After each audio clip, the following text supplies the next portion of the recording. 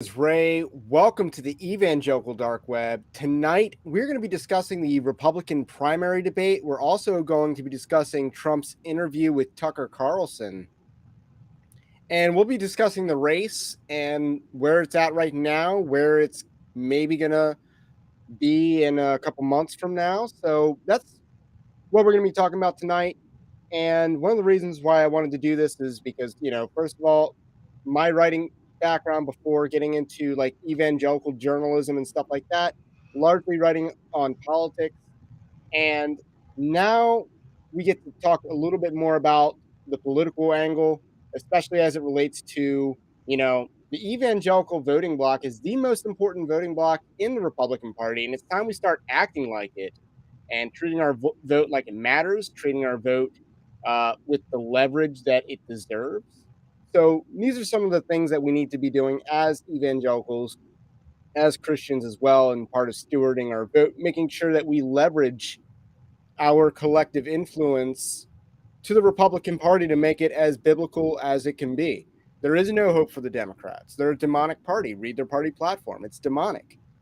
And there's no viable third party alternatives. So this is what we got, and we got to leverage and work the system, make the system work for us and not against us. We got to, play the game of politics and win. So that's should be what Republicans are, conservatives and how we steward our vote as Christians. Um, hasn't historically always been that way though. But last night was a pretty interesting night. We definitely had a tale of two stories. And in this, we had the Trump interview and with Tucker Carlson, which got a lot of buzz on social media. And then we had the primary debate, which was probably the first, well, I think the second major event in the Republican primary so far. The first major event was that Family Leadership Summit, which is essentially a Christian nationalist thing, but it's existed long before the label came into popularity. So that was the first event, that the Family Leadership Summit that happens every year. Tucker Carlson was the moderator of that, and he did a pretty good job. He pretty much shredded Mike Pence and Asa Hutchinson and their campaigns. Donald Trump did not show to that event, and he did not show up to the debate stage. Do you have any what's your reason as to why he didn't? I mean, and I don't blame him. One, you don't want to be on a stage with 8 other dudes and having it be 8-on-1, or even just sharing the stage with eight guys, and you're only given 2 hours. It has commercial breaks littered throughout. And honestly, if you believe you are up as much as you believe you are up, and again, who knows if the polls are even legitimate, then why bother showing up? And again, this has happened in other states where they had, instead of having primary debate, or they had primary debates where the leading candidate didn't show up. This would be like Herschel Walker in Georgia, who had like a 70% polling number, and he didn't even bother to participate in any debate in this primary. I mean, and to Herschel Walker's credit or lack thereof, some of those same people didn't bother to show up for him on election day, especially in that recall. So I mean, So if you think you're might not have winning been a as good move. so if he thinks he's up as much as he's up, then it is no loss to him to not show up. Yeah, I definitely see the analysis for that. We'll get into the Tucker interview in a second because I think we should cover that first. And after we do it, you'll see why we're going to just get it out of the way. But it, I think it was an unforced error by Trump, and this has been my thought for a while. Like Trump needs to show up to debate, be the guy that people think you are, and part of me thinks that Trump is a lot older than he was in 2016. And if you've seen him on, TV, the Tucker interviews, part of the reason it's he sounds a lot older. Yeah, he definitely And comes across a little flat. and I think he had a little bit of a Joe Biden moment during the Tucker Carlson interview, and I'll get to that in a moment. But I think it was an unforced error because you need to appear as presidential, and by not going to the debate, he didn't exactly do that. I think this was an like I don't think many primary voters were going to watch his interview on Twitter because Twitter is not a proven long form video content platform. It was also on Rumble, and I don't know if it's on YouTube. I'm sure it is on YouTube. It'd be stupid not to be on YouTube. But that interview is not going to be watched by a whole lot of primary voters. It just isn't. A lot of these people are not on the internet as much as you and I are, and it shows. And one special thing is that we did a debate watch party with some activists, local activists, last night where we live. So we have some perspectives that I think and some insights from that experience that are worthy of sharing. And it's particularly going to frame our discussion of some of these candidates here. A lot of those people, though, thought that Trump won the debate by not even showing up. I mean, I was one of them. So You were one of them, but that was the majority consensus that Trump won the debate because the debate was not really well done. and again, he would have been the ninth person, presumably at the center of the stage. And again, for him, I mean, let's say he changes his tune and he does debates later on because they got one in September, I believe. Late September. So that means a good portion of that field could be winnowed. So he doesn't have to deal with Asa. He doesn't have to deal with eyebrows guy from Bergam or whatever. Doug Bergam looks like Al Pacino. He has an A+ physiognomy, and that's the best thing going for him. Yeah, it might have won him his looks like Al Pacino. And maybe if he looked crazier, he might look like Cosmo Kramer. But positive side looked like Al Pacino. I think that works for him. I think physiognomy, he works really well there. Here's a chat. We're going to be interacting with a lot of chat today, but this is also going to be a call-in show. So in the stream, in the link below is a link to where you can go and come onto the show. You got to be a supporter over at evangelicaldarkweb.org to do it, but that is your link to getting onto the show.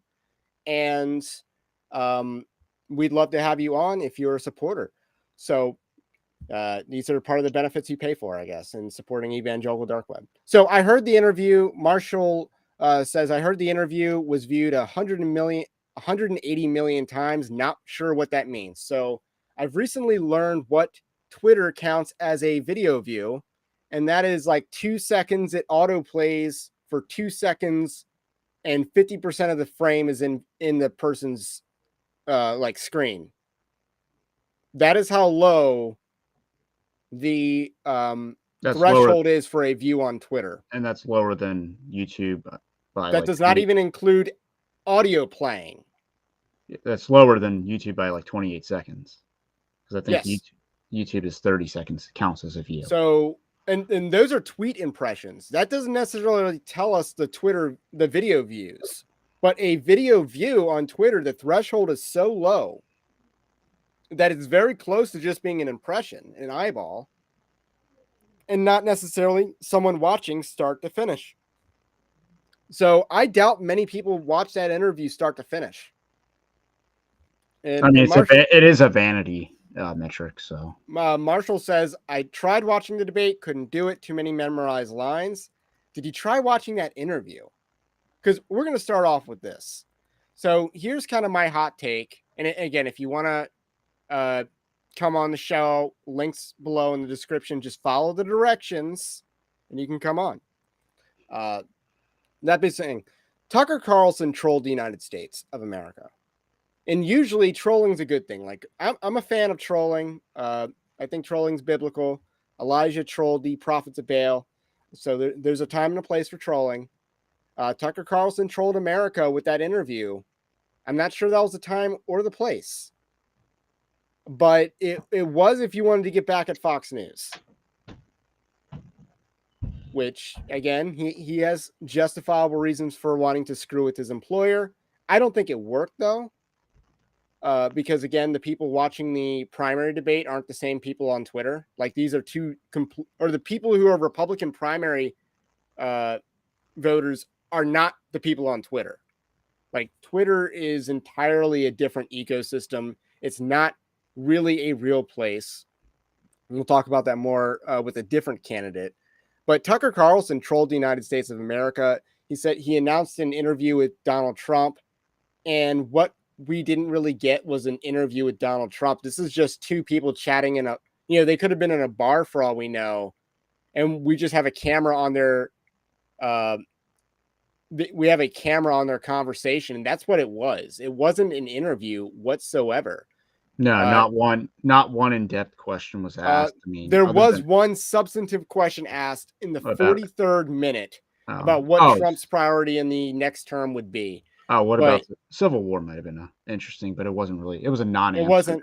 It was a conversation. It wasn't an interview for a candidate. Yeah, It was like, here's the thing about Tucker Carlson. He's had multiple weak interviews. He's had multiple weak sauce interviews, particularly with Andrew and Tristan Tate. He gave them complete softballs, and they're human traffickers. They're pretty evil people. I mean, Vivek was weak. RFK was allowed to basically say that if you're against immigration because you don't want because you have a nationalistic identity, or you don't want those people diluting your country, then you're a racist xenophobe. He actually said that in Tucker's interview and wasn't called out for it because he has compassion. He pulls a Tim Keller.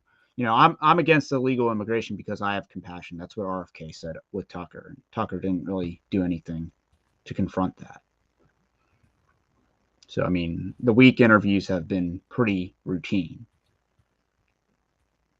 Yeah. So with that said, one of the things here's the first note that I had from the Trump interview, because I was bored through it. And the first note that I had was, so Trump actually believes Jeffrey Epstein killed himself. I mean, He's that guy. maybe I'll put on my Shannon Joy hat and basically say, because she's one that will throw Trump under the bus for having a picture taken with Jeffrey Epstein. So I don't like. I'll just put my Shannon Joy hat on and maybe go there. Like maybe he's playing coverage.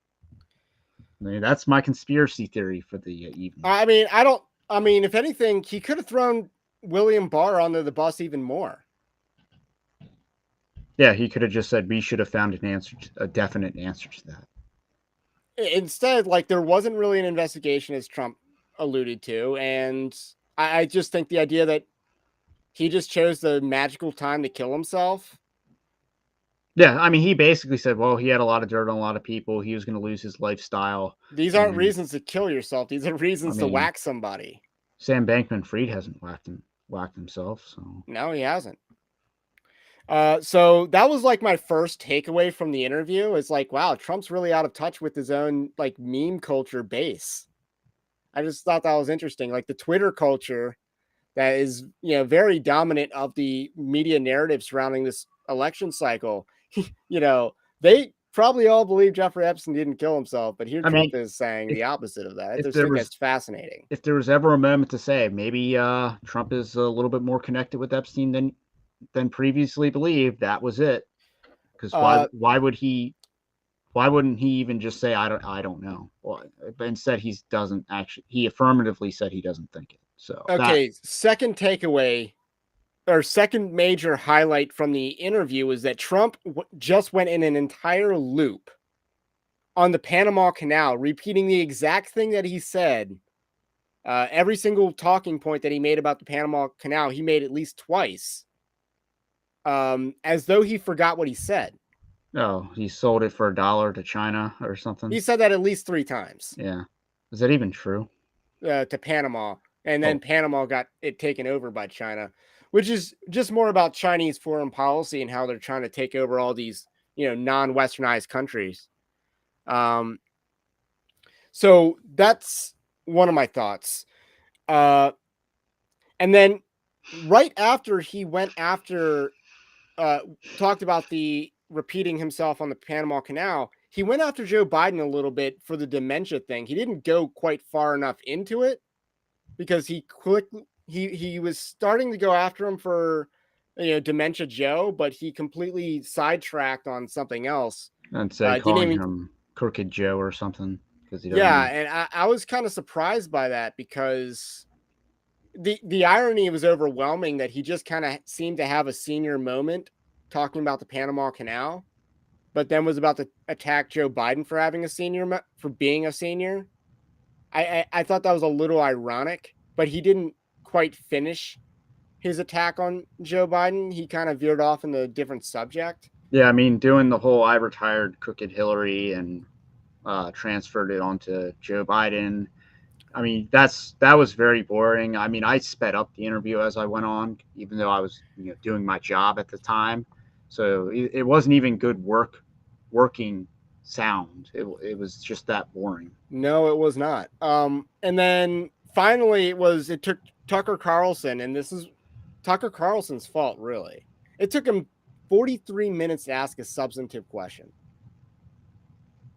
43 minutes, and it was about what Trump would do in his second term guaranteed. Trump answered with immigration border security. I thought that was a decent answer by Trump for the question that he was asked. He only got asked one substantive question the entire interview that mattered with regards to the 2024 election. And if you And he look at did the all right with it. if you look at the interview questions he gave at the Family Leadership Summit, he asked about Ukraine. Didn't even that's of all things Tucker should be obsessed with. He did not even bring up Ukraine or Zelensky. Yeah. And that's odd. Tucker didn't bring up a lot of his pet issues. He didn't bring up immigration. He didn't bring up the Ukraine war, like you just said. He didn't bring up anything regarding big pharma. He didn't bring up Anthony Fauci. He didn't bring up lockdowns. He didn't bring up the vaccine mandates and all that other stuff. I mean, He didn't bring up any of his pet issues. I mean, he did it as much as Fox did for the pharma stuff. Yeah. So I thought that was a strange interview by Tucker. I think, and I don't want to psychoanalyze Tucker, but if we look at from a business standpoint, he doesn't have secure footing, and he's more competing with Joe Rogan than he is Fox News. He used to be able to leverage his platform on Fox News to get people on and then just eviscerate them. He did that to Asa Hutchinson. He did that to Kristi Noem. He did that to a bunch of politicians, particularly right after they did something stupid. He'd have them on, they'd go on Tucker Carlson and then get just knocked out by them. And that's what Tucker Carlson was great at. But with him as an independent, he can't exactly leverage a hostile interview as well. That's much harder for him to land because it's not Fox News. It's not that Fox News audience. There's a very uncertain audience that he has. You don't really know what the real numbers are. And then it's going to be a lot more of an echo chamber type of audience, which isn't necessarily bad in and of itself. But he has given multiple softball interviews. He's not the place to go to for hard cutting interviews anymore. I just think that's a disappointment in my mind. And it's far different than him doing his monologues, which is how he began his whole Twitter experiment, was basically doing a 10 to 15 minute monologue that was actually, profound, interesting, probably some content that was similar to what he would actually deliver on Fox. But I mean, the long form interviews, it just seems very self-indulgent, very ego driven. I mean, and he's not even trying to help. He's not even trying to do anything for a movement. He's just kind of doing his own thing. And I guess, and to some extent, he's just following the trends. I mean, everyone and their mother who has a major podcast has had Vivek on. Yes. I mean, And we'll talk more about Vivek. I have a whole thing on Vivek that we'll talk about. But if you're joining us, I just want to say smash the like button to help with those magical YouTube algorithms, and subscribe if you're new. So two things, just a little housekeeping. And again, if you want to join the show, there's a link in the description below, evangelicaldarkweb.org/green room. You got to be a supporter to get on. That is our screening process. and just got to agree with the rules that are in the page, basic stuff. So anyway, I didn't think that was a good interview for Trump because I don't think that helps his campaign. No, it didn't. I mean, I don't think. No, I do think it could hurt his campaign. well, it doesn't it hurts him because it doesn't help him. He's like neither him nor Tucker were actually trying to sell a Donald Trump 2024 presidency. Trump was just rehashing a lot of stuff, and of course, as you said, senior amendment, very dry, bland, boring, and doing some of his old traits, but not really exciting. It's not your 2016 Donald Trump. And No, Tucker was just basically self-indulgent, you know, kind of just he's not even trying to. he was kind of in the back of the room there. There wasn't a whole lot of Tucker in that interview, in that conversation. I mean, Tucker didn't even do like I'm formally endorsing Donald Trump for 2024, and this is my list of reasons why, and doing like a 10-minute monologue, and then basically doing the Steve Deace approach for endorsing DeSantis. Like, I wouldn't even mind if the questions were softball, and then Trump did really well. The problem is the questions weren't really anything. Yeah, I mean, There weren't substantive. Nothing. There's one question about 2024 in the election. Everything else was just like, we just brought on, say, Newt Gingrich to talk about, his tenure in the House of Representatives. It was kind of on that level.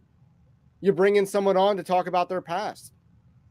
yeah, it was not a sales pitch for Donald Trump, which you would think it would be, like the Yes, and most favorable especially audience. since it didn't necessarily cover the highlights of his presidency, it covered just, you got to see who Trump is as a person, which is good. But I think most people already know and kind of have an understanding of who Trump is as a person. Like, there's very few people that are undecided on their opinion on Donald Trump.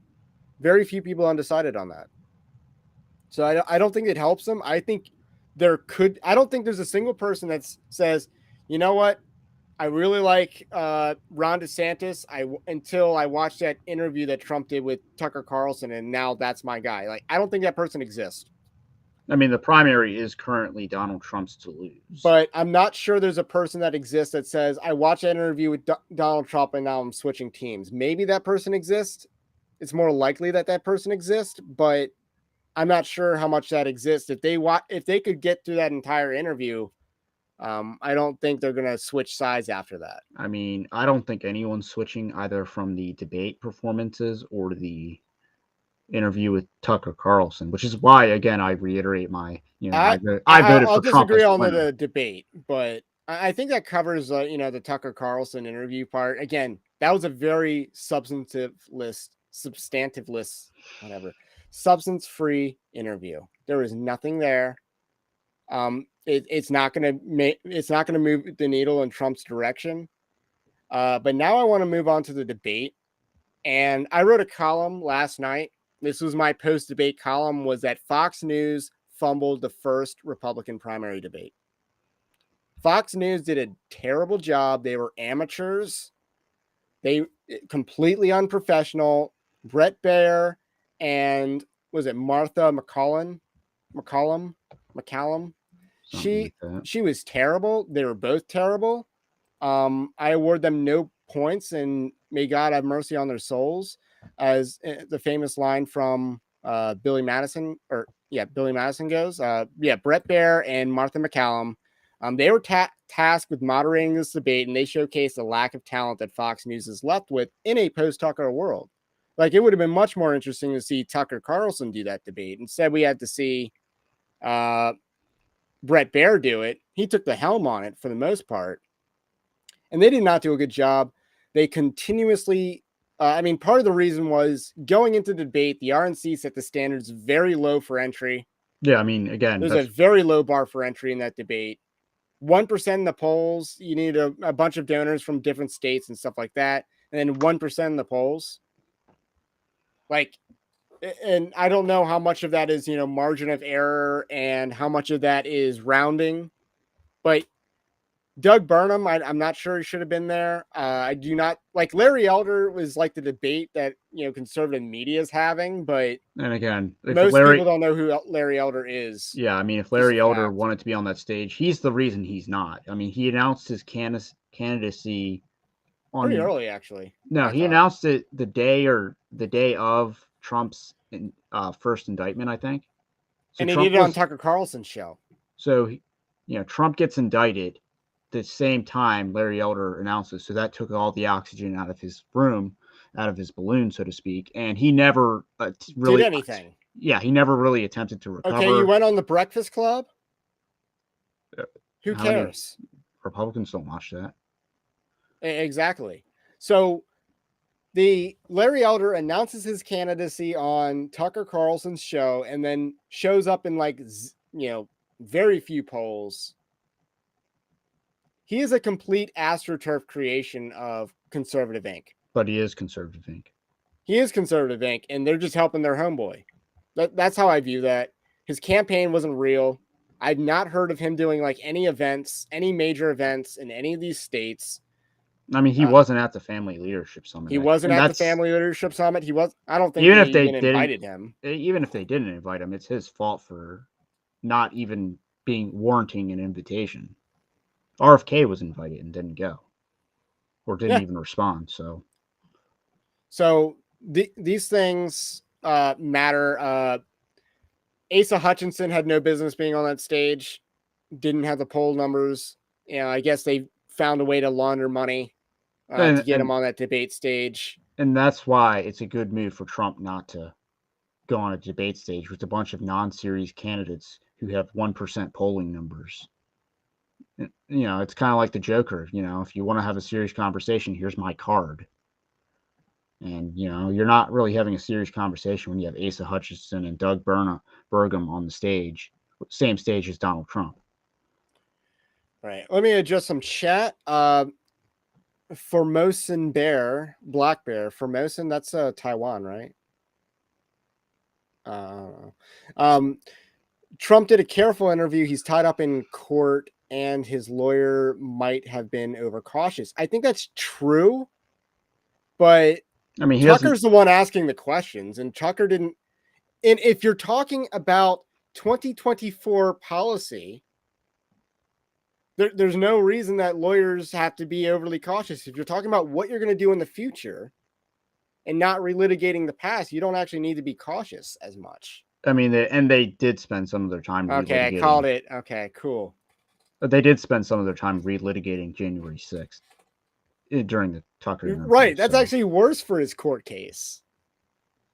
So, and then Brian says, a Republican is someone who will take you by the arm through a long path, and at the end of the path, he turns to you and tells you he's going to throw you off a cliff.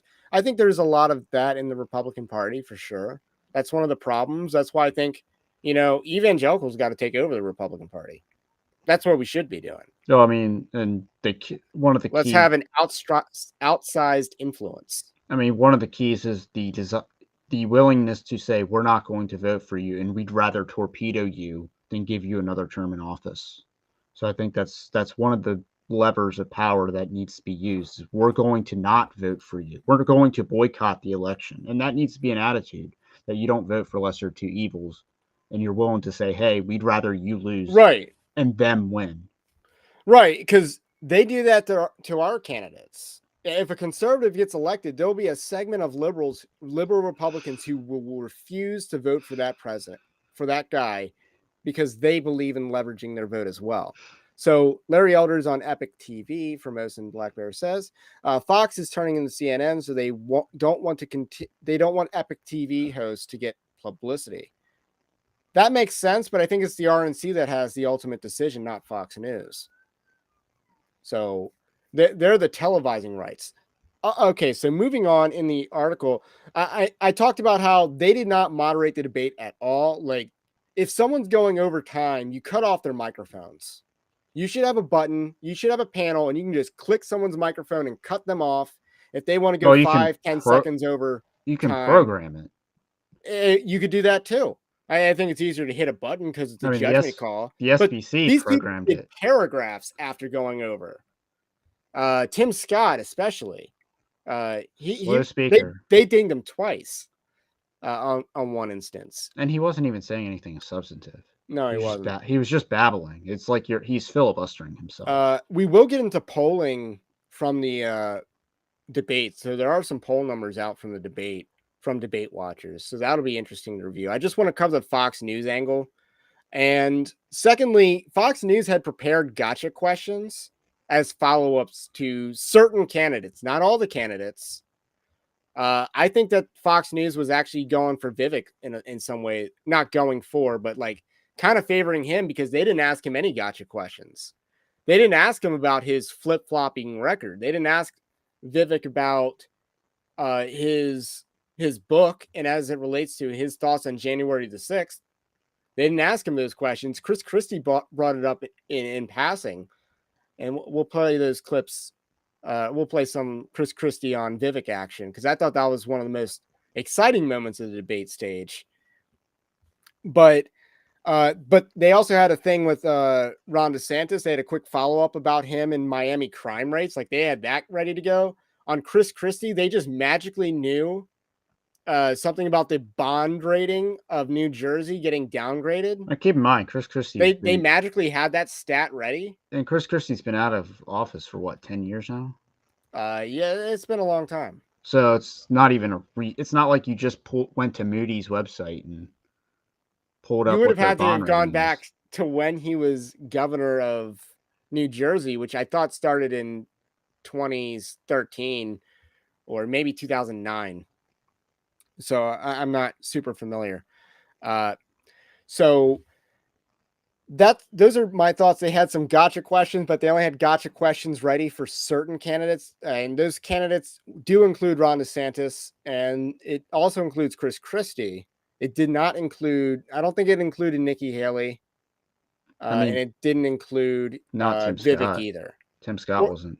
Tim I mean, Scott and the Asa Hutchinson were hardly asked any questions. I mean, Tim Scott, the easy follow up is to ask him about that First Step Act he sponsored that let all the criminals out of jail, and then the guilt, letting drug dealers out of jail, federal prisons, and then the Summer of Love happened, so could have followed up with that, but actually no, he got asked a gotcha on his voting record on spending, but I mean Okay, that's for the territory if you're in the and then we got some Congress. chat on Larry Elder. Yes, too bad Larry Elder was not allowed to be there. I am heard views because of one of the Trump sponsored polls, Rasmussen poll, which I don't trust a lot of these national polls because if you see a poll that Biden is at 38%, just throw that poll in the garbage. Like Trump 44, Biden 38, like throw that in the garbage. There's no way that Biden's getting that low on at the national level. It's not happening. No way. Just throw that poll in the garbage. And then Andrew Costa says Larry Elder is pro-trans. Forget him. Exactly. I mean, he's libertarian, so that's Yeah, it's par for the know course. I didn't know he'd go that far, but yeah, he And was pro gay marriage. some would say that he sabotaged the recall effort on Gavin Newsom because they made conservative media just made the race all about him, and the media made it all about him and the black face of white supremacy thing. It just could have been a distraction from the effort to recall Gavin Newsom. That's what some people think. I think that's an interesting debate to have. I'm not sure where I land on it quite so, but I don't think California was going to let Gavin Newsom go. He's their gift that keeps on giving, I guess. So with that said, the most damning thing about the Fox News interview or debate was that they asked trap questions from a liberal perspective. Like these whole raise your hand if questions, those are traps. It is, just they're trying to get candidates to either go liberal or step on the banana. And Ron DeSantis was kind of calling this out. Like he gets criticized for not answering, but that's a trap question. You don't fall into the trap. Better to get criticized for not answering the question than to get labeled a climate Well, I mean, denier I think because you raised your hand and didn't and gave the liberal media a soundbite that they can use against you rather than articulate the same position in a more, reasonable fashion. I just think that was a very, well, he like, they were doesn't asking trap questions from a liberal he perspective. doesn't fall for the banana on the climate change, but he does on the Trump part. Was it the Trump pardon or the no the Mike um Pence the question. Mike Pence question? So he completely steps on that rake. Like he stepped on the rake on the supporting of the nominee, which was a raise your hand. He stepped on the rake with the Mike Pence and even the Ukraine one, where he's very slow to raise his hand. It's almost like he's looking around. I mean, And maybe he's that's a slow to yes, raise and his I think that was his. hands. I think his moment on Ukraine was actually his worst moment in the debate. Yes. Because he, However, the hands up questions that Fox News was doing, those are bad questions. Should not be doing that nonsense. I mean, he should have And that's taken, again, we're talking about Fox News at the moment. We'll get into the candidates in a second. like, he should have taken the control and then said, I was the one that offered amnesty for Trump or to not extradite him to New York. Like, he should have just thrown that card. I offered him protection. Okay, Charles says I almost fell out of my chair when the moderators framed abortion as a losing issue. Like, again, they were asking very liberal questions. Why are we spending any time on climate change in a Republican primary debate? Do Republicans care about that issue? No, it's not a top 10 issue for Republicans. Why is it being, given 15, 20 minutes of airtime? It's not a top 10 issue. I mean, every person who's big on climate change as a issue is already voting against you. Exactly. Like that, they had that one dude from Young Americans for Freedom or whatever, YAF. And Like, and you tell those ironically, kids to grow up and you say 3 years ago, people were all afraid of COVID. Look how that turned out. Fears were overblown then, fears are overblown now. That's your answer to the question. You don't do the hands up thing. You ask the candidates to answer that question, the answer to the direct question. And then you give that answer that I just said. Tell the kids to grow up and stop being afraid. My opinions on that. Let me check the Rumble for live chats because I am not checking there at the moment. So those are my thoughts.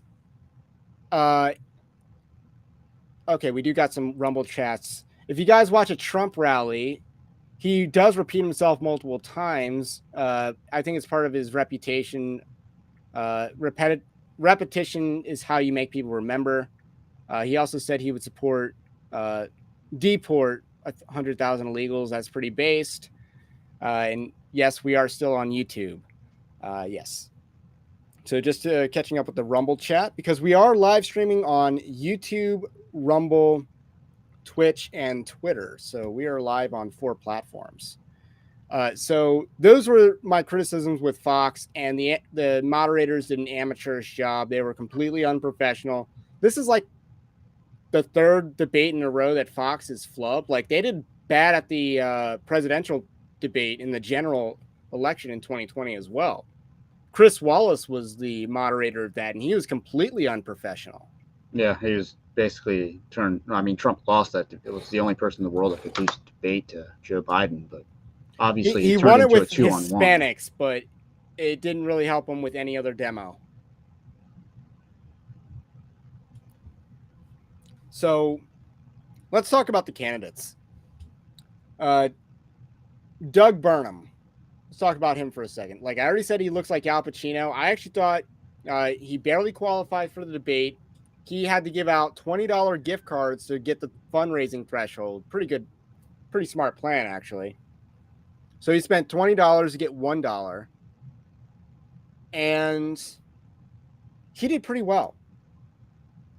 And he injured himself in a basketball game earlier that day. I thought he did pretty well. Does he win the debate? No. But physiognomy check, he looked good. Kind of looks like Al Pacino.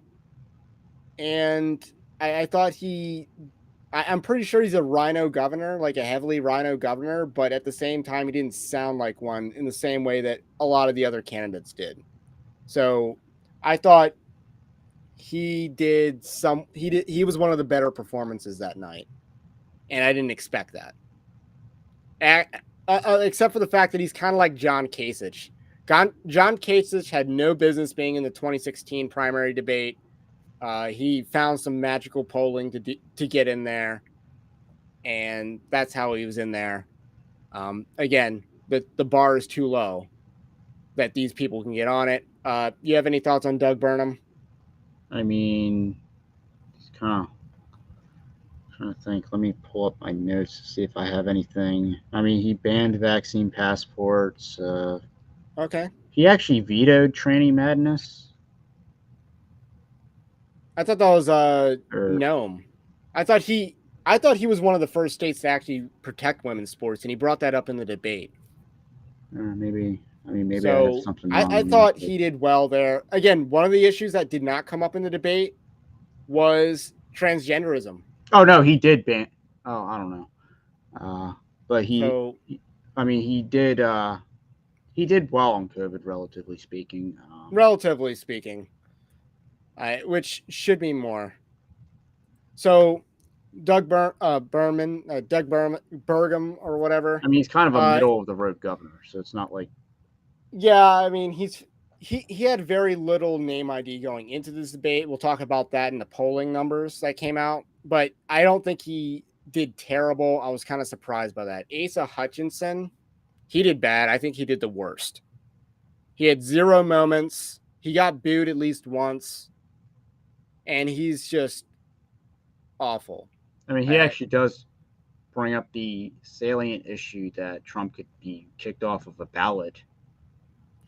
But yeah, he's the wrong guy to deliver that message. That's why he's running, though. He announced when he was running that you can't have Trump, Trump's indicted or whatever. That's Asa Hutchinson's reason for running, is because he doesn't think Trump's qualified to be president anymore. I mean, he literally comes across as a prosperity preacher. Yellowmouth says Christie did the worst. He went from 0 to -1.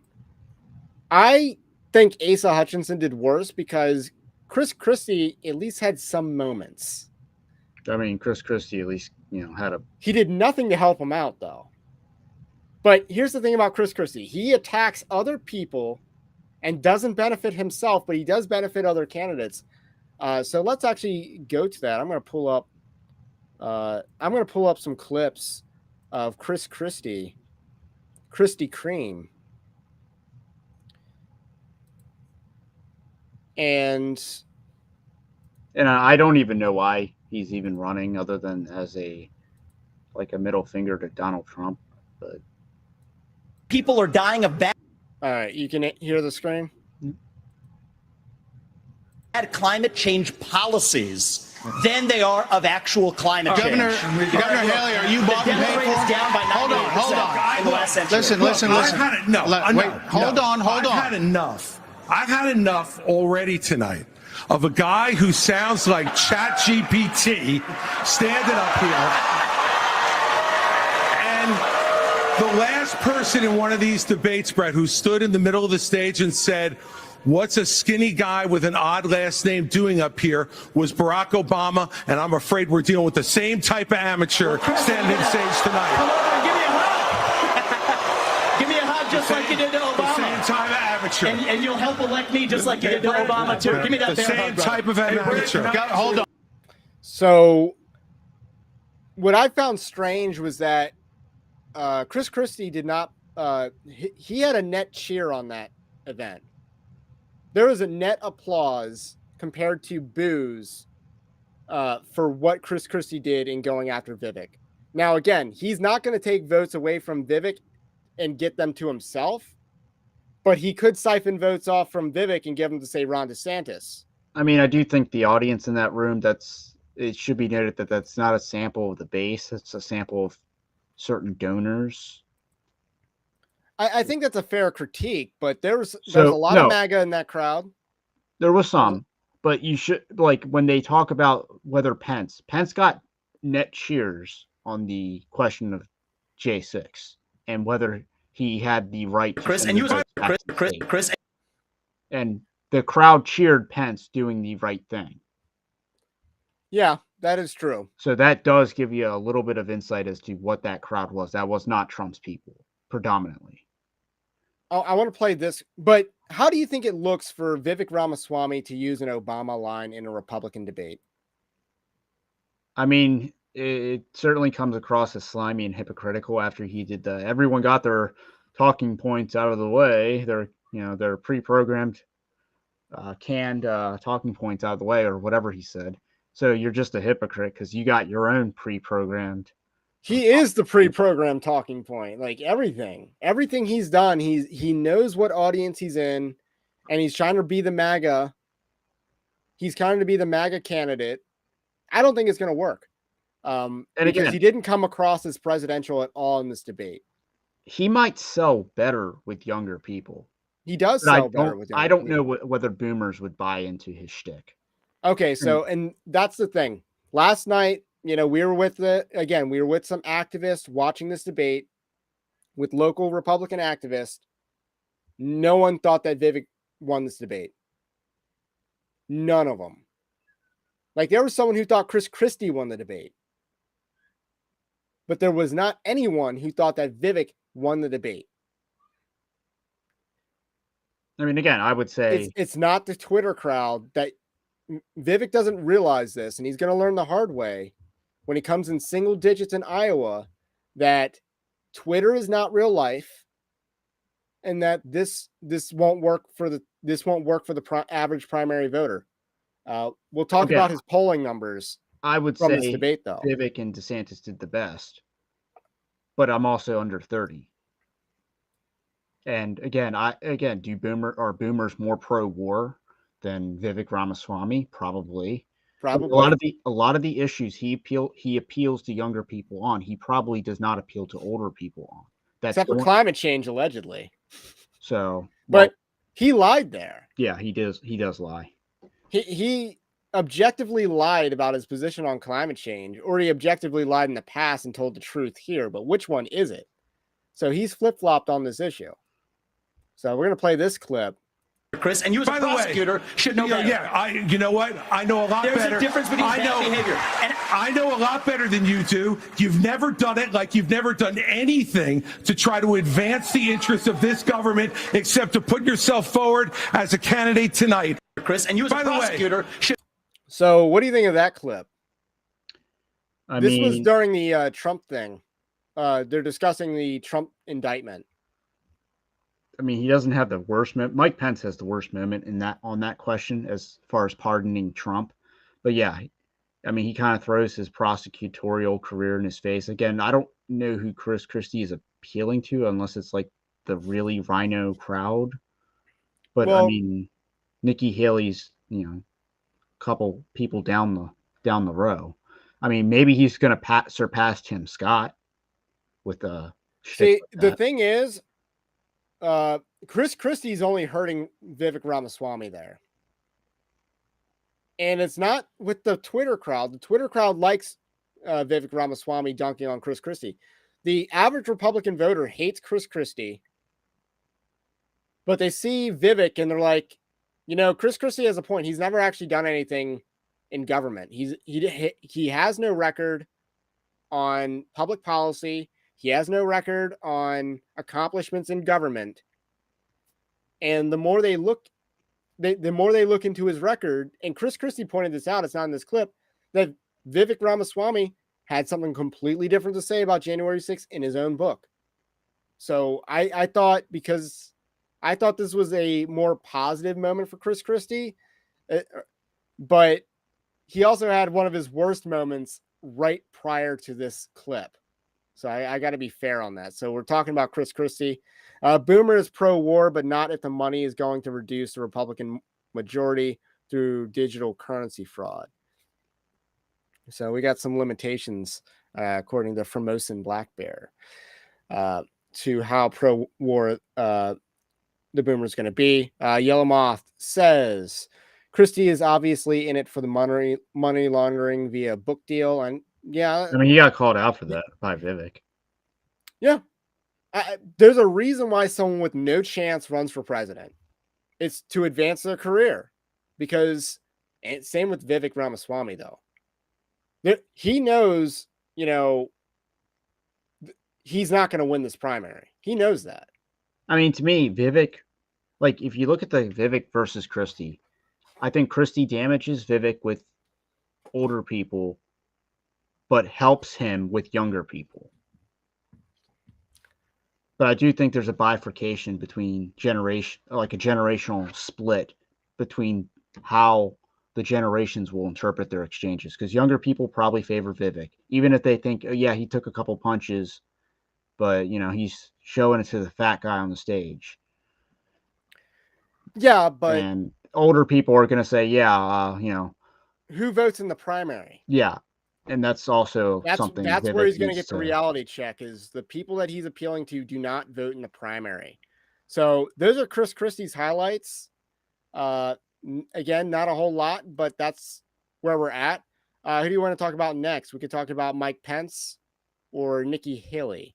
Actually, let's talk about both of them. I got a clip with both of them, and it's on the abortion issue, where Mike Pence, he quoted a lot of Bible last night. What are your thoughts on that? I mean, his Bible thumping just makes me want to thump my head into a wall, because he's the, like, it comes across as disingenuous. I don't know who's buying that shtick in 2023. This isn't 1980 where you can say one thing to a crowd and then say completely different statement to a different crowd. And since there's no cameras in the room, you can just completely be two different people. Now, I think that there was someone who thought that Mike Pence won the debate last night. I could be wrong. I'd have to check my notes.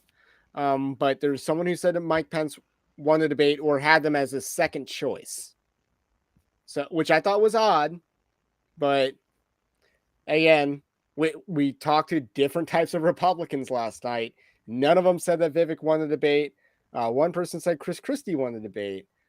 This debate on abortion, though, like, is Nikki Haley just pro-abortion? Yeah, I mean, pretty much. Is there any other way to look at her than just being pro-abortion? I mean, she just campaigned on abortion being a losing issue. Now, again, I think most of them, if not all of them, botched the abortion thing. Like, who's going to be like, hey, we're going to make sure that facilities that do abortion don't get Medicare, Medicaid funding? I might not be able to ban it in California, but I'll basically use the government facilities to the power of the sword that I have to ban it as much as possible. Like, who's going to do that? Yeah. No one brought that up. So Yellamont says Nikki Haley had the cringe like of the night with that woman get it done thing. Yes, let's talk about that. What has Nikki Haley ever done? If women get it done and men just talk, what has Nikki Haley ever done? She leaves. She is a great quitter. She quit on her state of South Carolina. She was governor, and she basically abandons her state to be a glorified press secretary on the international stage as the UN ambassador. That is a worthless job. That is less powerful than a South Carolina governor. That's a downgrade. I said that at the time too. So, and you only did that for 2 years. So and she thought she could sell Trump high and advance her political career by running for 2024. No, I honestly think she thought Trump would be impeached and didn't want to get caught up in the flack. So therefore she was selling her Trump stock. Yes. So therefore she could actually, and I think her move was to anticipate a 2020 open primaries that she could cash in on.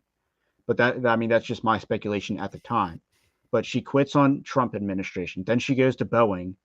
She proceeds to see the worst decline in Boeing's stock during COVID, and then she abandons Boeing's board. And that stock was at like $400+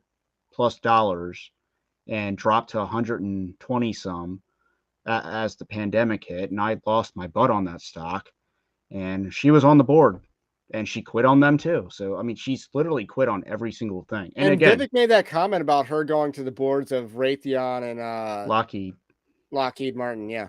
So he made that comment, which apparently was accurate. Andrew Costa, Haley was most obnoxious by far.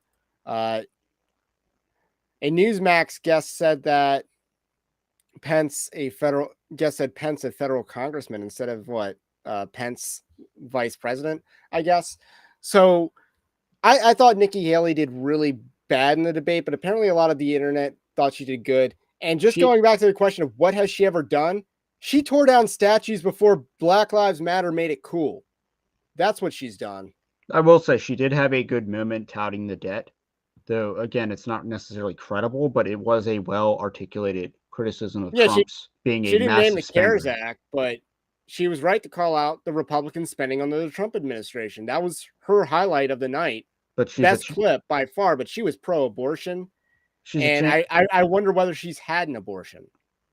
I mean, she's a Chamber of Commerce person talking about, Republicans spend too much money. I mean, calling the kettle black here. And that's for life as governor. So I want to watch this exchange where Mike Pence, we can go into Mike Pence after this. This is his highlight of the night. He just freaking wrecks her. For life as governor and as vice president. And to be honest with you, Nikki, you're my friend, but consensus is the opposite of leadership. When the Supreme Court returned this question to the American people, they didn't just send it to the states only. It's not a states only issue, it's a moral issue. And I promise you, as President of the United States, the American people will have a champion for life in the Oval Office. Can't we have a minimum standard in every state in the nation that says when a baby is capable of feeling pain, an abortion cannot be allowed? A 15-week ban is an idea whose time has come. It's supported by 70% of the American people, but it's going to... So I thought that was Mike Pence's strongest moment where he talked about leadership. He completely wrecked Nikki Haley, who is functionally and I would say rhetorically pro-abortion, who wanted to be a feminist on the issue, and she wants to come to a common consensus that's outside of the bounds of Scripture. Oh, she's just like issue. Well, don't Democrats will agree to that? No, they won't. No, they're not going to negotiate. It's in their party platform to support abortion with no restrictions. Yeah, I mean, they're not going to negotiate. And if she thinks they will negotiate, then she's a fool. Why would they give up what they already have? Why would Joe Biden negotiate with Kevin McCarthy on congressional spending? Just relax and let Kevin McCarthy send the spending bill through with no or minimal concessions. Like, you don't need to negotiate when your enemy is just going to capitulate. And that's how the Democrats have operated for pretty much a generation at this point, probably even longer. Just don't budge. I mean, here's the thing about Mike Pence, though. He is actually a good debater. Like, he wrecked Kamala Harris. I think supposedly, I never watched the debate, but supposedly he held his own against Tim Kaine in 2016. He's a good debater. Here's the other thing about Mike Pence. His record is awful. His record is trash, and there is no real excuse for it. So there's no getting around that, and you just kind of view him with contempt. And while Oliver Anthony was giving Bible verses, saying the Bible, before his concert or whatever, you're like, okay. When Mike Pence is giving saying and speaking the Bible, it's like, oh man, I don't know how I feel about that, because the Bible talks about, someone is even preaching the gospel out of spite. You should be just happy that the gospel is being preached. And so I'm just kind of wrestling with that, I guess. I want to make sure that my views and my feelings conform to Scripture because of how cringe Mike Pence is. I mean, with Pence, he also does a lot of, I don't know if he thinks it's folksy and will gain him favor. He'll do the whole, thank you for your question, Brett. No. Yeah, Brett's question sucked all night. You don't need to thank him for he that. has to take 20 seconds to thank the audience. He was a slow speaker, and that drove people nuts. It's just answer the question you're being asked. Because it does come across as you're stalling to think of what you're actually going to say because you don't know. You're trying to play your audience. Again, it's not he did not come across as a good debater in that debate. So we've talked about 4 candidates so far. The next one we should probably talk about is Tim Scott. Is there really anything to talk about with Tim Scott? I mean, not really. I mean, I call him Token Tim because, again, he tries to do the whole rags to riches poverty thing. I mean, he didn't get questioned on his crime bill of letting prisoners out of jail. Now, And there was one or two people that thought Tim Scott won the debate last night. I don't know how they came to that conclusion, but one or two of the people that we were with last night thought Tim Scott won. yeah, I mean, I don't know how. I don't know what. Like, he came across as very whiny. He tried to sound like a preacher. It just didn't sound. It sounded disingenuous. I mean, I've never really been a fan of Tim Scott. He doesn't really have a whole lot of deep convictions. And again, Token Tim, you're basically just a black Republican that they promote because of race, and you get a lot of political benefits because of that. I mean, maybe he's competing for Trump's VP. I mean, it's a tale as old as time in Conservative Inc. is that you promote a black Republican for saying the same thing white people are doing, right? Candace Owens. So, Yellowmoth says, I don't remember one thing Tim Scott said, and I watched the debate twice. I mean, he said he was a slow speaker. Well, is he trying to be like Moses? Is that what he's going for? He talked about his personal poverty. But Tim Scott is the third. He came in third place in our straw poll last night. So I'm saying there's a chance. Again, to me, his campaign is going down in flames.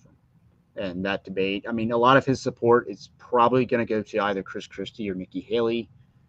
I don't see him benefiting. He can remain in the race as long as he wants. I think some of his support could go to Ron DeSantis. It's going to go to somewhere. It's going to go somewhere, but I don't think his money will continue. But again, he's a sitting U.S. senator, so he's going to have stacks. He had $60 million to play with in 2020 and 2022. That was his election, so he has a bunch of fresh money from a previous cycle. All right, so there's a candidate that I'm forgetting that goes before Vivek and Ramaswamy. We did Burgum, Asa. We haven't done Nikki Haley. Nikki Haley. Yeah, we did Nikki Haley. Oh. And Mike Pence. And then we just did Tim Scott. Okay, so we are on there's like two more candidates or three more candidates that we haven't talked about. Ron, and then we did Burgum as well. So yeah, Burgum, Asa, Pence, Nikki Haley, Tim Scott. Am I missing someone? Chris Christie. Yeah. Okay. So next one we should talk about is Vivek Ramaswamy. He is next on the chopping list. So I got a proposition for you. Is Vivek Ramaswamy completely astroturfed? And that's not to say he doesn't have talent. Like he has a silver tongue. But is this campaign merely the subject or the product of Conservative Inc.? I mean, he did try to essentially... And the fact that he has cash. Job. He did try to get a job in Conservative Inc. Yes. I think that's a major role. He had some sort of deal with the Daily Wire for a podcast, but that fell through.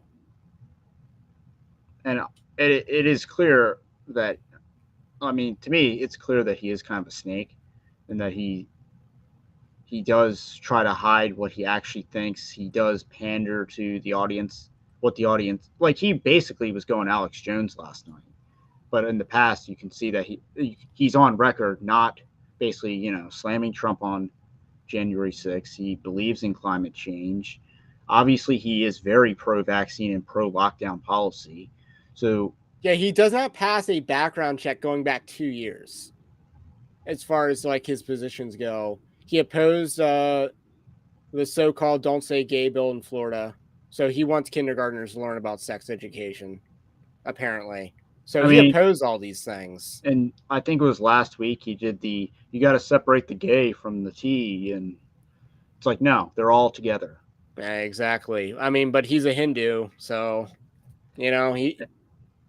what are his convictions on these issues? Again, for Vivek, and I wrote the article back in April, but why has no one talked about Gene Vant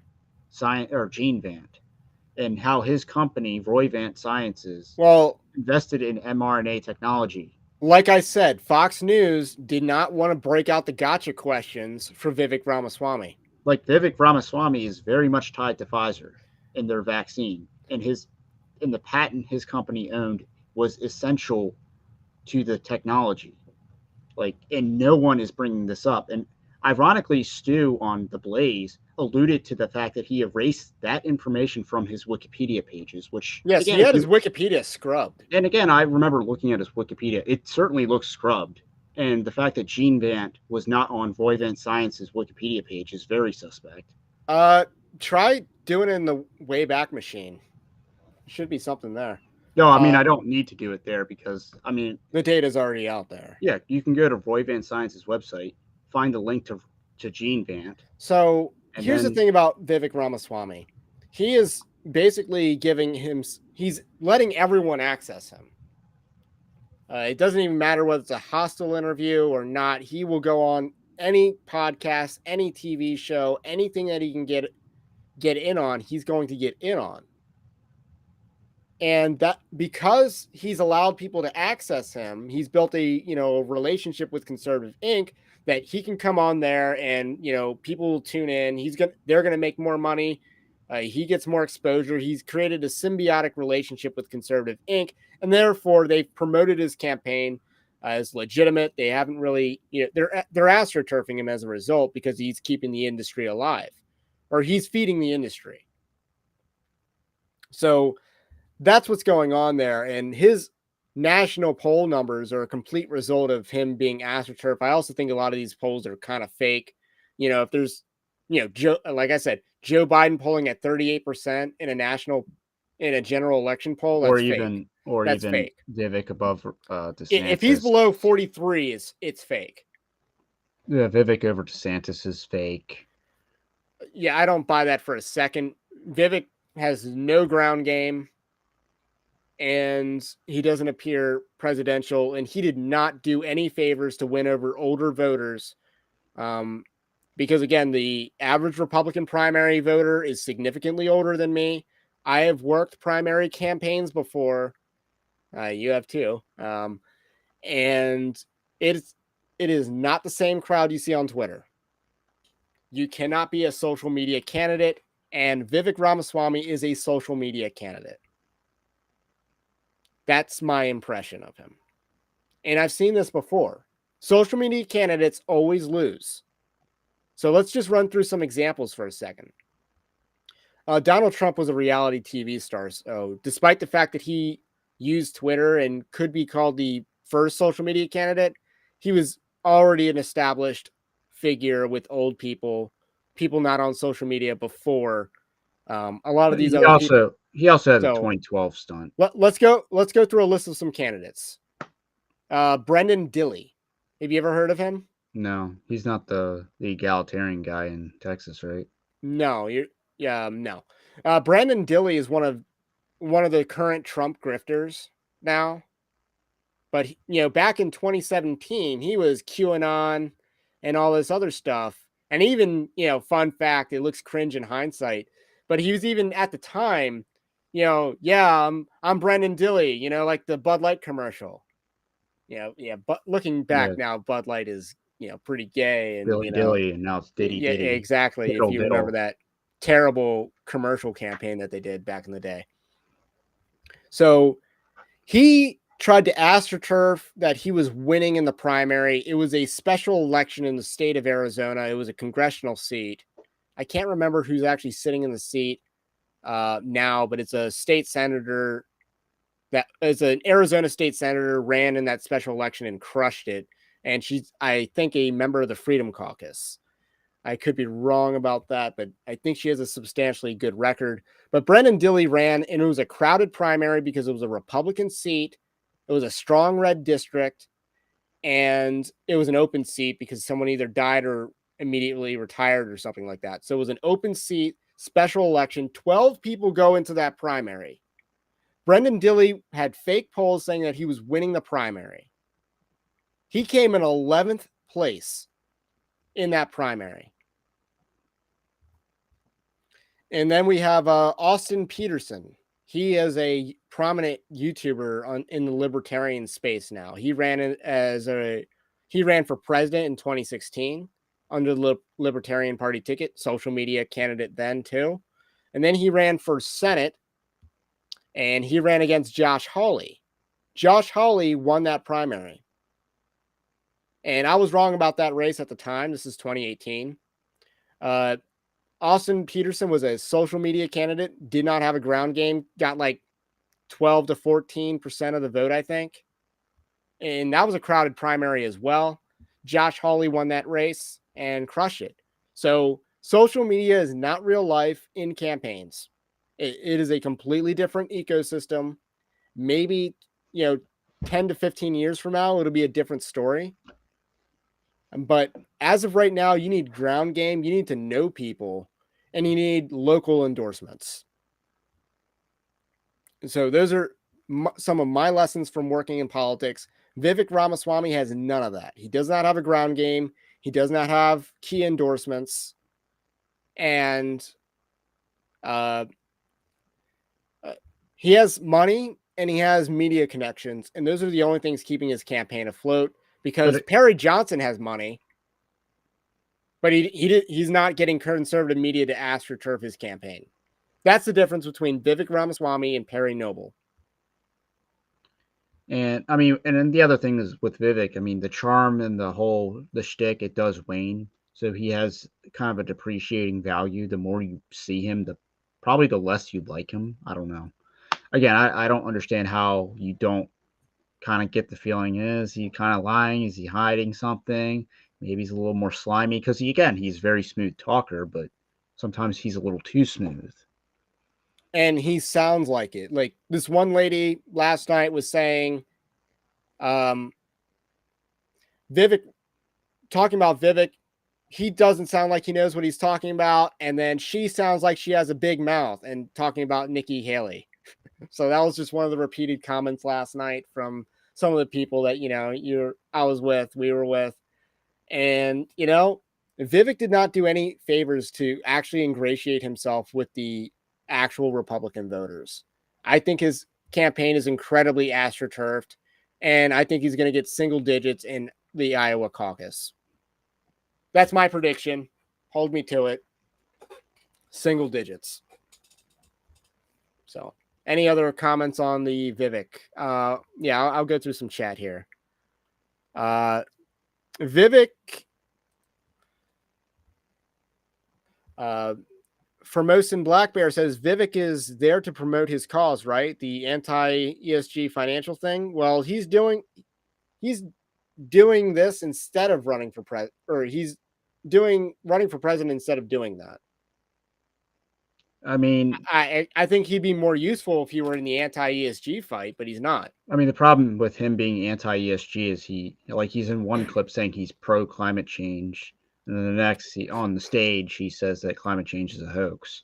And you can't then he's opposing. You can't be anti-ESG unless you're anti the E in ESG, which is environmental. What about the social thing, since he's not all that socially conservative? If you're attacking Ron DeSantis over the Florida bill. But again, if you're not that's the S. If you're not going to attack the climate narrative, then you're not positioning yourself to attack ESG as a policy. Yellowmouth says the smile he gave when he was caught copying Obama was super creepy. And there's a clip. So basically, with that exchange was similar to the exchange between Ronald Reagan and actually he had a lot of moments like this that were similar to the exchange between Ronald Reagan and Walter Mondale.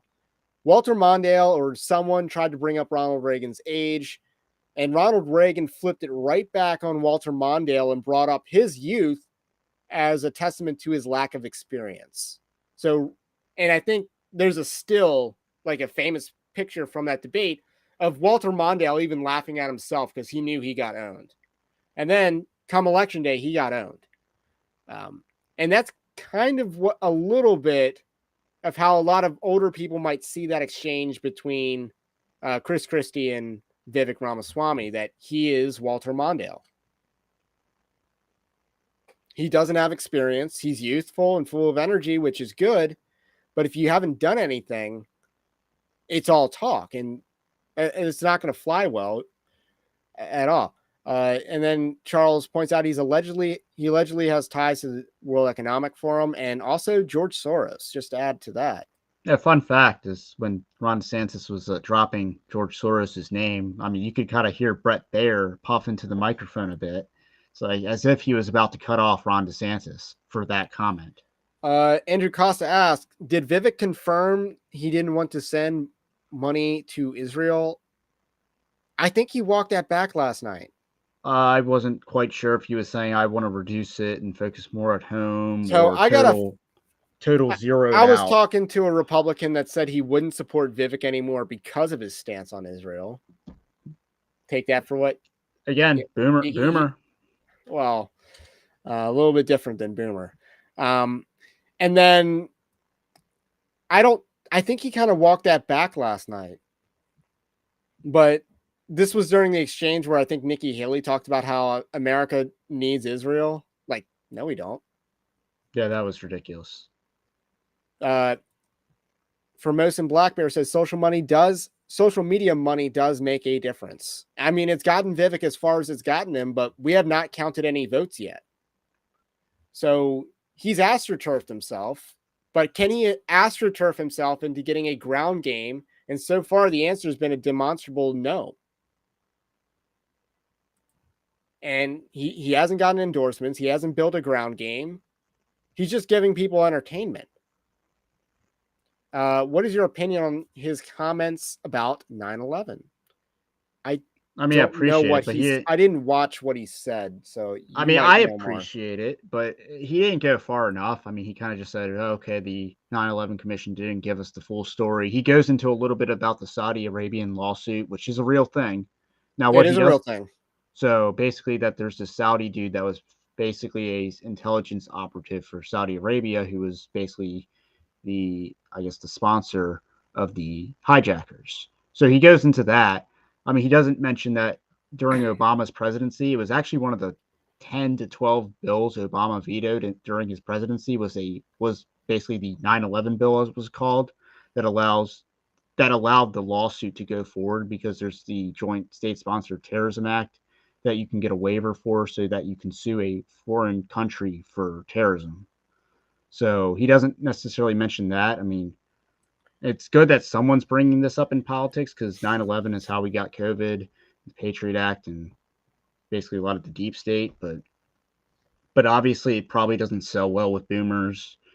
And it's not good for your campaign to do that, and that's why he's not really running to be president. He's running to advance his career in whatever direction. I think is media space. He wants to be in media, or maybe he wants to be in a cabinet position. But that's how the average person sees him is he's good for the cabinet, or maybe he should run for governor or Senate. There's an open Senate seat in Ohio. He lives in Ohio. He could run for Senate in Ohio, unseat Sherrod Brown, and do something, have a record. But that's not what he wants to do. Yeah, I mean, again, if you want another reason to hate Mike Pence, I'm pretty sure he went after Vivek for the 9/11 comments because. And then Yellowmoth does the quote, "I will not let anyone use his youth and inexperience against him." Exactly. We check on the Rumble side of things. Someone says that Rumble's app is better than YouTube's app because you don't have to pay $20 a month to browse my phone and listen to video live stream at the same time. That's a selling point for Rumble. Like, Rumble is a serious platform. It's just not good on a creator standpoint. It's not good on a search standpoint, but it is a legitimate platform compared to all the other streamers out there. Like, it's YouTube, Twitch, and Rumble are like your top 3 streaming platforms in terms of eyeballs. So I think that's a good thing.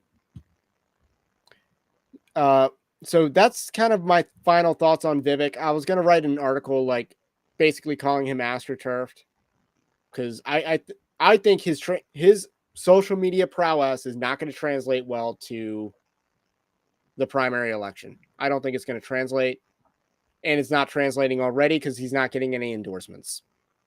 And again, he's trying to get on every single podcast that he can.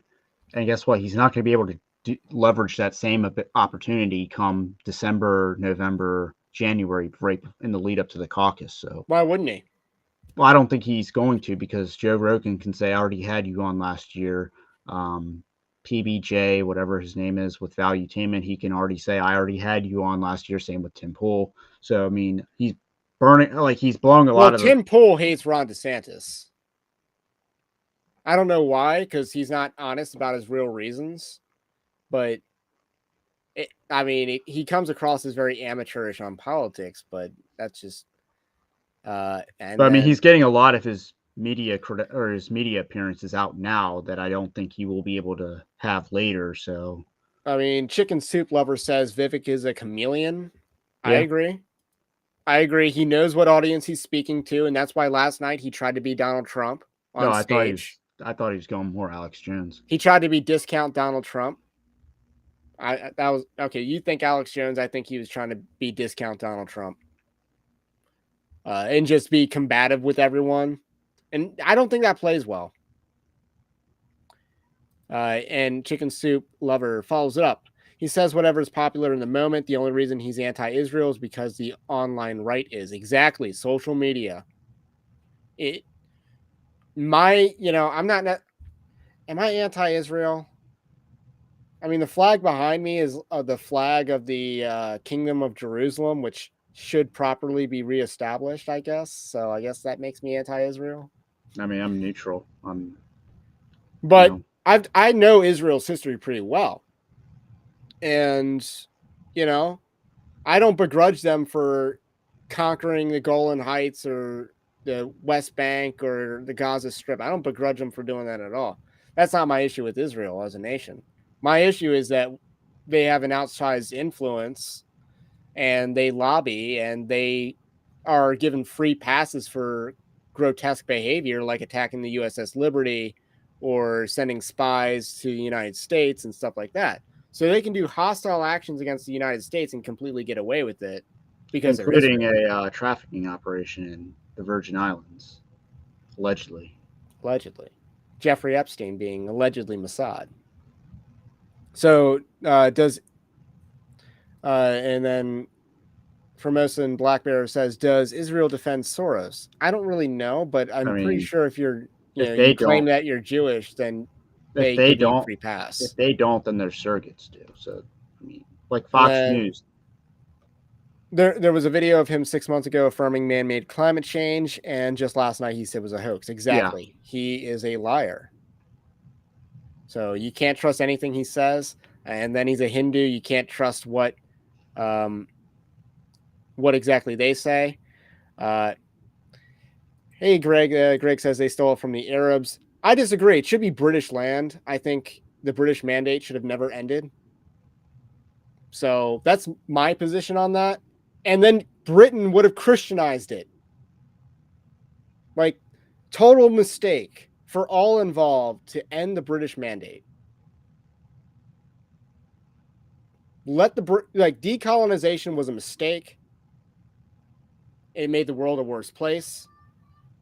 Now you have all the people from the people that were decolonized going into Europe when you could have brought the Europe to them.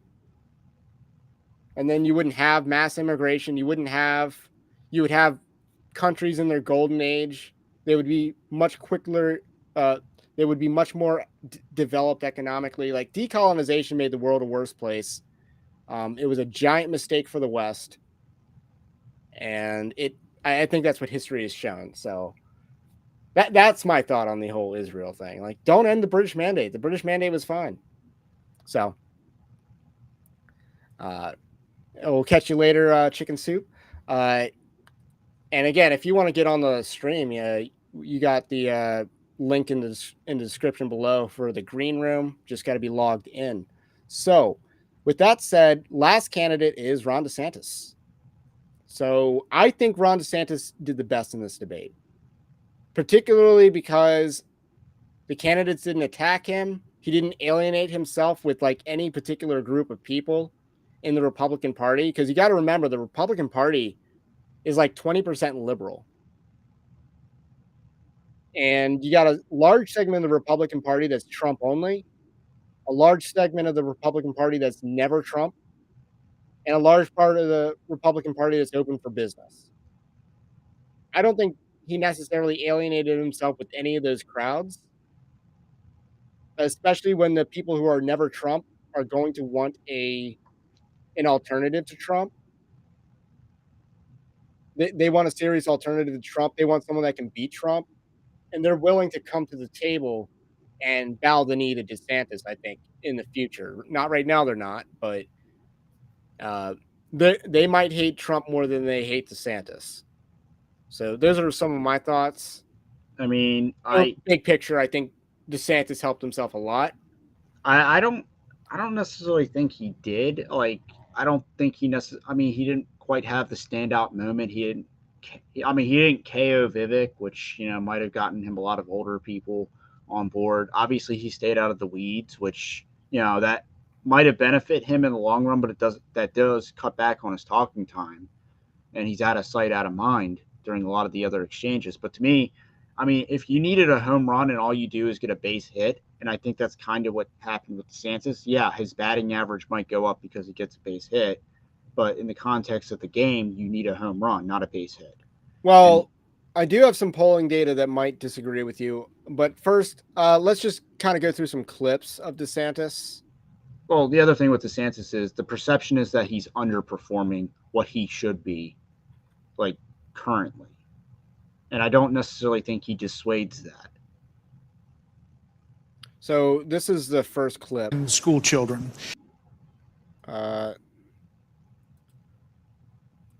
The nation's report card was the weakest ever for American school children, exposing chronic absenteeism, deep declines for reading and math for 15-year-olds and 13-year-olds. Governor DeSantis, you would eliminate, you said, the Department of Education. But as president, would you still have a responsibility to fix this crisis as we see it? Absolutely. The decline in education is one of the major reasons why our country is in decline. We need education in this country, not indoctrination in this country. And in Florida, we stood up for what was right. First, we had schools open during COVID, and a lot of the problems that we've seen are because these lockdown states lock their kids out of school for a year and a half. That was wrong. We stood up. I took a lot of fire for that. I was pilloried by the media, but I stood for our kids. And as president, I'll stand for you and your kids as well. But we have to make sure that what our schools are doing is focusing on solid academics. In Florida, we eliminated critical race theory from our K through 12 schools. We eliminated gender ideology from our K through 12 schools. And we have elevated the importance of American civics in teaching our kids about the Constitution and the Bill of Rights. As president, I'm going to lead an effort to increase civic understanding and knowledge of our Constitution. We cannot be graduating students that don't have any foundation in what it means to be an American. Mr. Ramaswamy. Thoughts on that clip? I mean, it's a very strong clip. I mean, part of the thing that hurts this clip is that it is the tail end of the debate. And obviously, this is after 10:30 at night on the East Coast. So his Florida residents who go to bed at like 9 o'clock, a lot of the retirement community, the snowbirds, I mean, they're probably asleep during this clip. So that I think the timing hurts them, but it is a strong presentation from DeSantis. I mean, again, that was one of his highlights. Vivek followed this. The nation's Vivek had a very strong answer. I thought Vivek's best moment came right after that. When he talked about the reason. This is him on immigration. And again, he was the strongest he was the strongest on immigration during the debate. As president, would you support sending U.S. Special Forces over the border into Mexico to take out fentanyl labs, to take out drug cartel operations? Would you support that kind of American military use? Yes, and I will do it on day one. Here's the thing. The cartels are killing tens of thousands of our fellow citizens. You want to talk about a country in decline? You have the cartels controlling a lot of part of your southern border. We have to reestablish the rule of law, and we have to defend our people. The President of the United States has got to use all available powers as Commander-in-Chief to protect our country and to protect the people. So when they're coming across, yes, we're going to use lethal force. Yes, we reserve the right to operate. How many more tens of thousands are we going to let to die? I am sick. I've met angel moms throughout this country. I met a lady in Texas named Tracy, and her son took one Percocet that was laced with fentanyl, immediately died. That is happening all across this country because of the poison that they are bringing in. So as president, would I use force? Would I treat them as foreign terrorist organizations? You're darn right I would. Vice President Pence. So that was an excellent clip as well. He got to the right of Trump on immigration, which I think will help him out. I think that'll help him out a lot because Trump can't say, I'm going to send the military to the border because he didn't do that as president. So DeSantis can say that. He can campaign on that and still win on the immigration issue.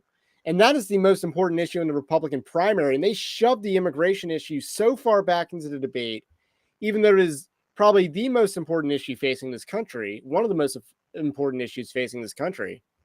I mean, remember, a couple weeks ago, Stephen Wolf said, Christian nationalism at the federal level needs to address immigration as its top priority. So that was Stephen Wolf a few weeks ago, and he's a lot more of a political scholar than most people are. So, your thoughts? Yeah, I mean, immigration is the number one issue for probably a lot of people. I mean, aside from maybe economic stuff, but I mean, they'll probably tie the economic with the immigrants. And again, Trump ran on immigration and won in 2016, and immigration has probably become more important since 2016, given that it is about national identity, and you can't sell national identity like Vivek while saying that we need immigrants. Immigrants are our strength and our future. It's like, no, people are tired of the country basically no longer becoming America and losing its identity because of unmitigated illegal immigration. So, like I said, DeSantis has a very tough job in order to form a coalition to defeat Trump. He has to appeal to the neocons. He has to appeal to the Trump. He has to peel off some people that are for Trump but willing to move on from Trump. And then he has to even not alienate the liberals in the Republican Party too much. It is a very tough job. And I think that's why he's viewed as struggling in his campaign. Well, I think that certainly metastasized last night where he doesn't want to throw Pence under the bus. He doesn't want to. He was very bad on the Ukraine thing because he wasn't good on it. So I think a lot of his errors last night came from wanting to balance and read the room. Yes. And he knows the Republican Party. Like, the Republican Party is much more pro-Ukraine than it should be. I remember having these debates in like March, February of 2022, and I was anti-Ukraine then. Most other Republicans not on the same level. Most of them very hawkish for giving endless weapons to Ukraine, and eventually Ukraine's going to run out of bodies. And who knows whether in 2025 this war will still be going on, or it will be meaningful enough to still keep sending weapons to Ukraine as opposed to pressuring the Ukrainian government to sue for peace. I mean, at this point, we're probably somewhat hypothetical. We're probably past the point of no return because Putin is probably just going to say, I'm taking everything now. You had your chance to negotiate. And obviously he just took out the guy that tried to mutiny on him. So allegedly, pretty baller move, gotta say. And at this point, he knows the West has weaker hands. So he has every incentive to just take the whole thing. Imagine a poker table and we just keep raising or calling. Russia keeps raising. We keep calling. We are handing Ukraine chips to keep matching the bets. We aren't going to go all in for Ukraine. Ukraine's already all in. Russia isn't all in yet. They could still put more chips on the pot. But Ukraine is borrowing chips from NATO and Western powers. I do agree with you that his worst answer was on the Ukraine issue. But he needs to work on that.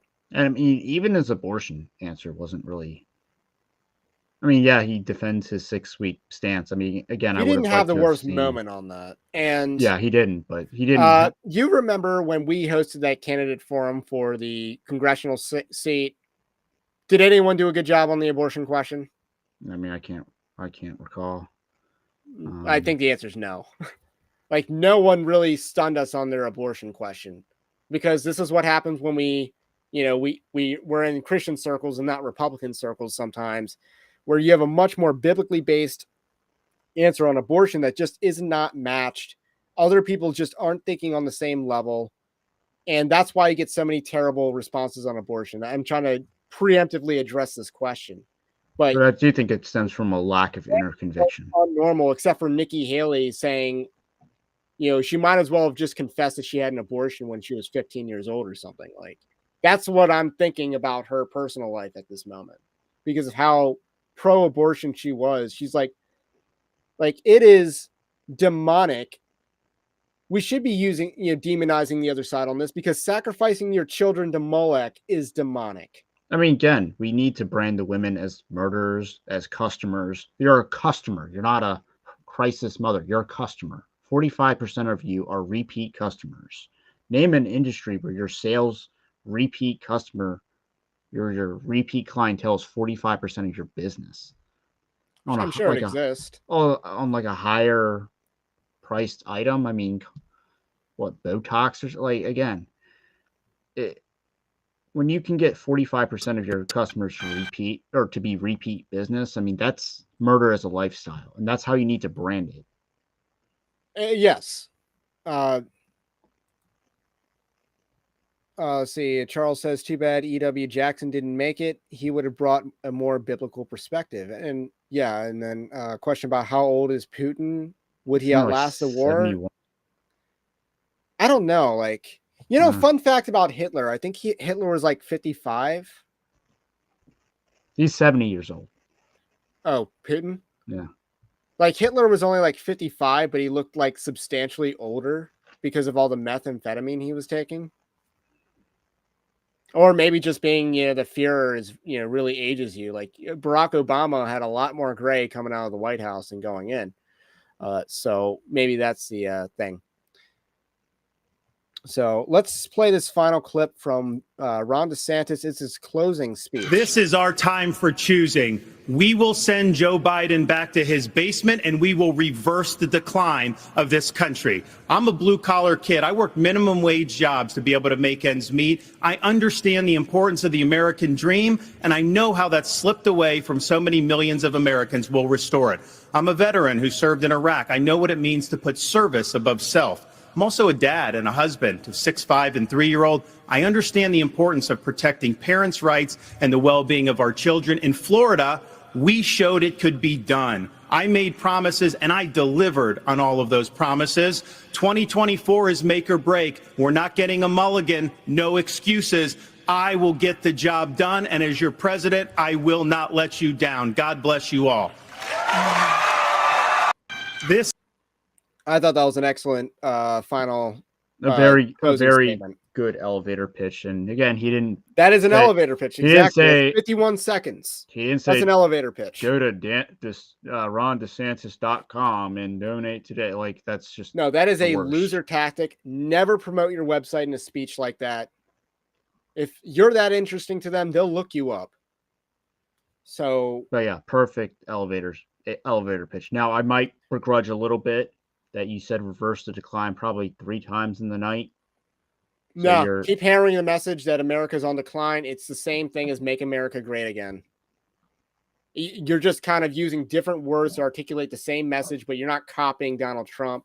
But Ron DeSantis is championing the mantra that decline is a choice. This is good messaging. Yes. I mean, he stole make my America great again, but it's not stealing Trump's idea. I mean, he did steal my reverse the decline thing on my SBC presidential analysis. So. Yeah. So And if anyone wants to say, hey, this sounds like a rehearsed speech, a closing pitch in a debate should be rehearsed. This should be rehearsed. This should be a prepared statement. This was an elevator pitch, and it should be a prepared statement. Like, this is what any competent campaign would do. I've run for office. We had like an opening statement in a candidate forum. I completely read off a script for that because it was a prepared statement. And then for closing, what I did was I summarized the things that were talked about in the debate, and I talked about that. So, that's kind of how these things work. Again, he's going to do that because I don't think they had an opening statement. So he got to make the closing statement, and he needed to do that. So those are my thoughts on that. All right, so let's go to some polling results. So we did get some polling. It is Washington Post for what that's worth, but I actually think the polling seems legit. I mean, they probably just did text poll.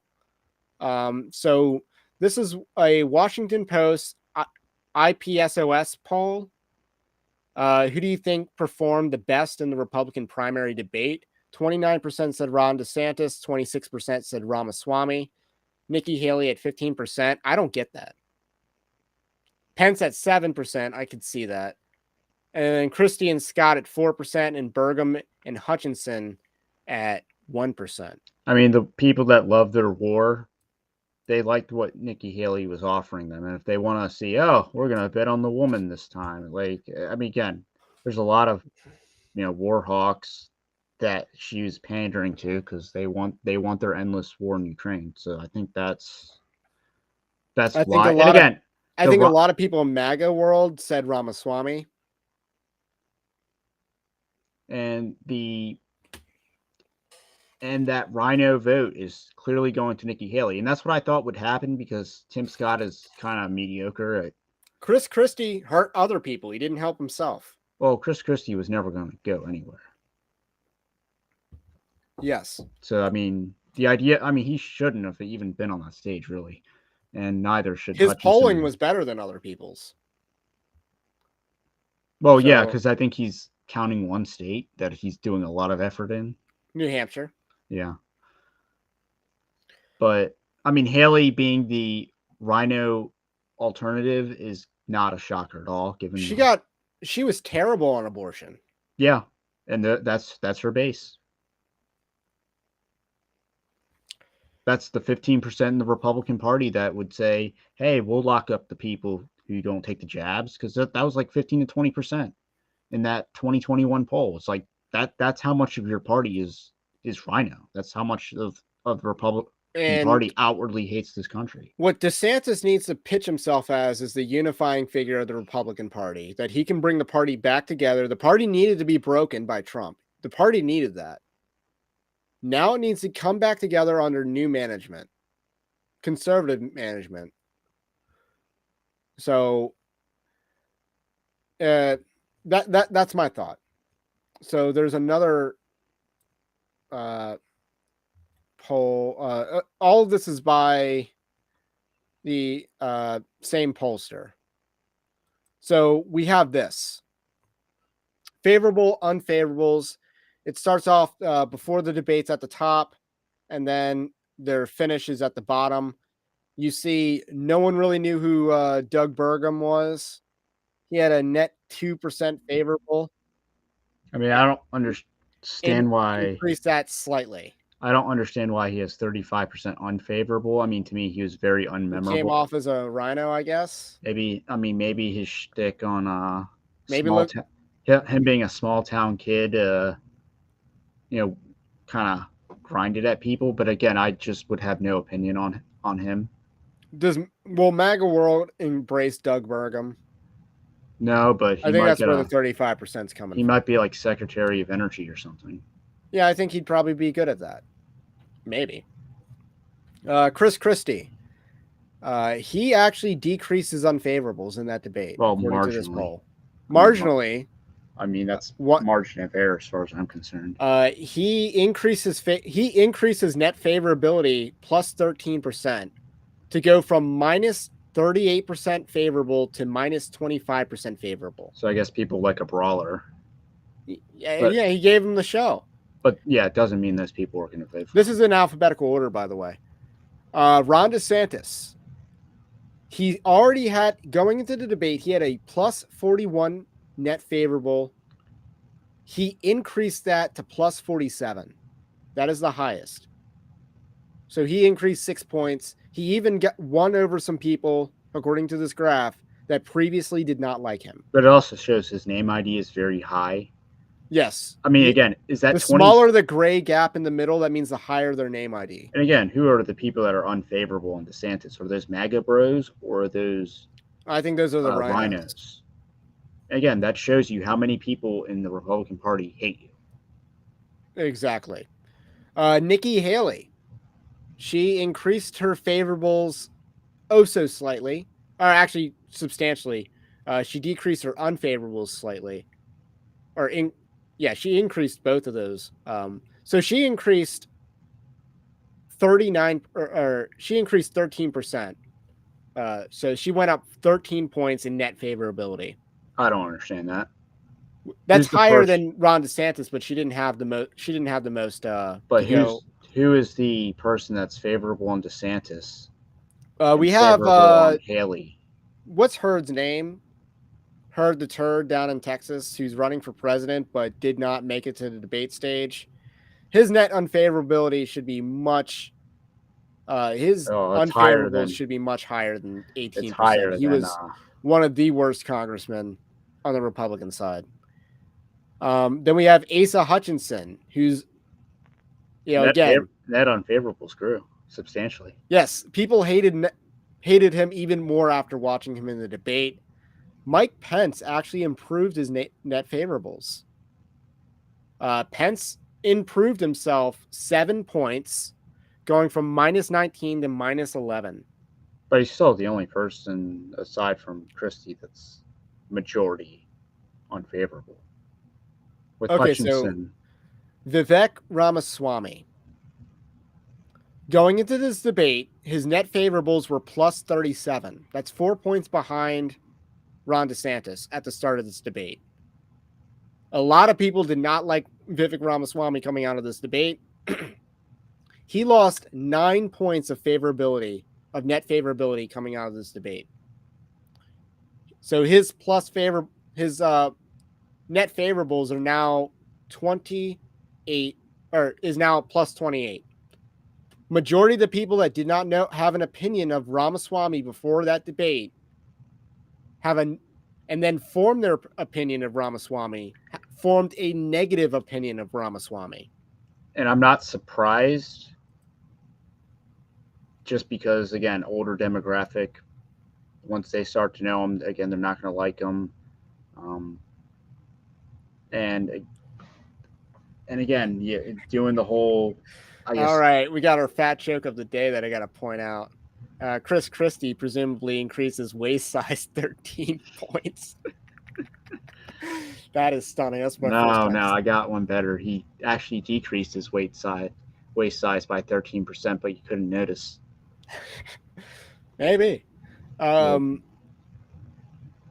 sorry, I cut you off to make that joke. It needed to be made, though. I mean, I turned it into the Sopranos joke on the mole, but Ramaswamy was trying to be a little very edgy, and when you go for a very edgy tactic, you're going to be very polarizing coming out, and that's kind of what you see reflected in the polls. I mean, obviously, being anti-war, that plays a lot better with the younger people than it will with the older people. Being anti-Israel plays a lot better with the younger people than the older people. So that's probably who is net unfavorables. I mean, Fox News set up that debate to be pro-Ukraine, the way they framed it with the hands up, hands down question. This is that's not an issue that should be treated as a binary, and I think that was DeSantis's objection. I think other people should just, Tucker Carlson handled this much better. Just saying. So he decreased his favorabilities. Ramaswamy did. I don't think that's a win. So Tim Scott started off at 47% plus favorable. That is higher than Ron DeSantis going into this debate. He dropped down to plus 42. So more people dislike the people that did not know who Tim Scott was, didn't like him coming into this debate or coming out of this debate. He improved his name ID, but that was a net loss going in. So he dropped down to plus 42% favorable. I mean, yeah, and he's a senator with a national profile. I think a lot of people were just very unimpressed with him. I don't think it's an emotional increase in net unfavorable. Like a lot of people, I imagine the people that disliked Ramaswamy strongly disliked him. I imagine the people with Tim Scott, it was probably more weak. Okay, but Mike Pence won people over. I mean, not a he lot also, of people, but he won people over. He didn't lose anybody. Yeah, but given his name ID and the fact that his margin was very slim, like he had ground to gain, and I think that and maybe the abortion thing helped him out a bit, but but it's only 4%, so it's not like Suarez. Do you know what his first name is? He is the mayor of Miami. Most of you probably don't know he's running for president, and I'm not sure if he does. But only 8% favorables and then 12% unfavorables. So he had nearly a -4 net unfavorable going into this debate. No one knew who he was. He wasn't in the debate, and yet somehow he like doubled his net unfavorability. well, I don't know if they had a poll for the beginning, or did they? I don't know how this poll Or if worked. or if before debate just means that was the number that they had before the debate. So I mean, obviously, if no one knew who he was before, and then they get this poll and they're asked about Suarez, they're probably gonna be like, "Yes, I don't like him. I'm MAGA," or whatever, or whoever their preferred candidate is. So, I mean, there's 11 names on this. Only 8 people are on the stage, and the last but not least is Donald Trump. Donald Trump started off with 64% favorable, 33.6% unfavorable. That is a plus 31 net favorability. And he lost 7 points on net favorability. I wonder if that's actually because if those were watching the interview while the debate was going on, if that actually hurts him. So maybe the prognosis that him on Tucker hurts him. Again, I don't necessarily say that this poll is 100%. I mean, we're still taking odds on who's the favorite in the primary. It's still Donald Trump. It's still Donald Trump. So. However, how much of that decrease in Trump's net favorability among debate watchers is because Trump didn't show and they thought he would show? They're judging Trump for not showing. How much do you think it's that? I mean, if that's the case, then that change is rather meaningless. Is it meaningless if those same people who were previously in a national poll, they would answer, yeah, I'm supporting Trump. Oh, he didn't show up in the debate, but I like this other guy. And now they're switching support. Oh, whether they'll... This is how other candidates peel away support from Trump, in my view. I mean, again, it's a gamble from Trump. I don't think it hurts him now, but obviously, if they have a 5-person stage and it's like DeSantis, Haley, Ramaswamy, Pence, and I guess Scott is the 5th, then yeah, that would probably hurt Trump not to show up. But if it's 8 people and you're the 9th, again, I don't think it hurts him now. And again, I don't necessarily know. And maybe people are just saying, they're downvoting Trump because of he didn't show up, or it's because Trump's people weren't necessarily involved in this poll because they didn't watch the debate. I mean, primaries are pretty interesting. You look at Ted Cruz, who would eventually go on to win the Iowa caucus in 2016. He was polling behind Ben Carson at this point. So that's the polling now can change substantially. Obviously, the debates will be a major factor in the changing of the polls. And the other thing is, like, some candidates are serious and some candidates aren't, and they're going to start to the unserious candidates are going to start to show that they're unserious after their summer moment. Like we saw Rick Perry had a summer moment in 2012, didn't last very long. Ben Carson didn't last very long after his debate moments because Yeah, that's Herman what. Cain, remember Herman Cain, 999? He had a very good debate once and then just was nowhere by the time the Iowa caucuses happened. Oh, he also had a Me Too scandal. Oh, yeah, they faked Me Too'd him. That's right.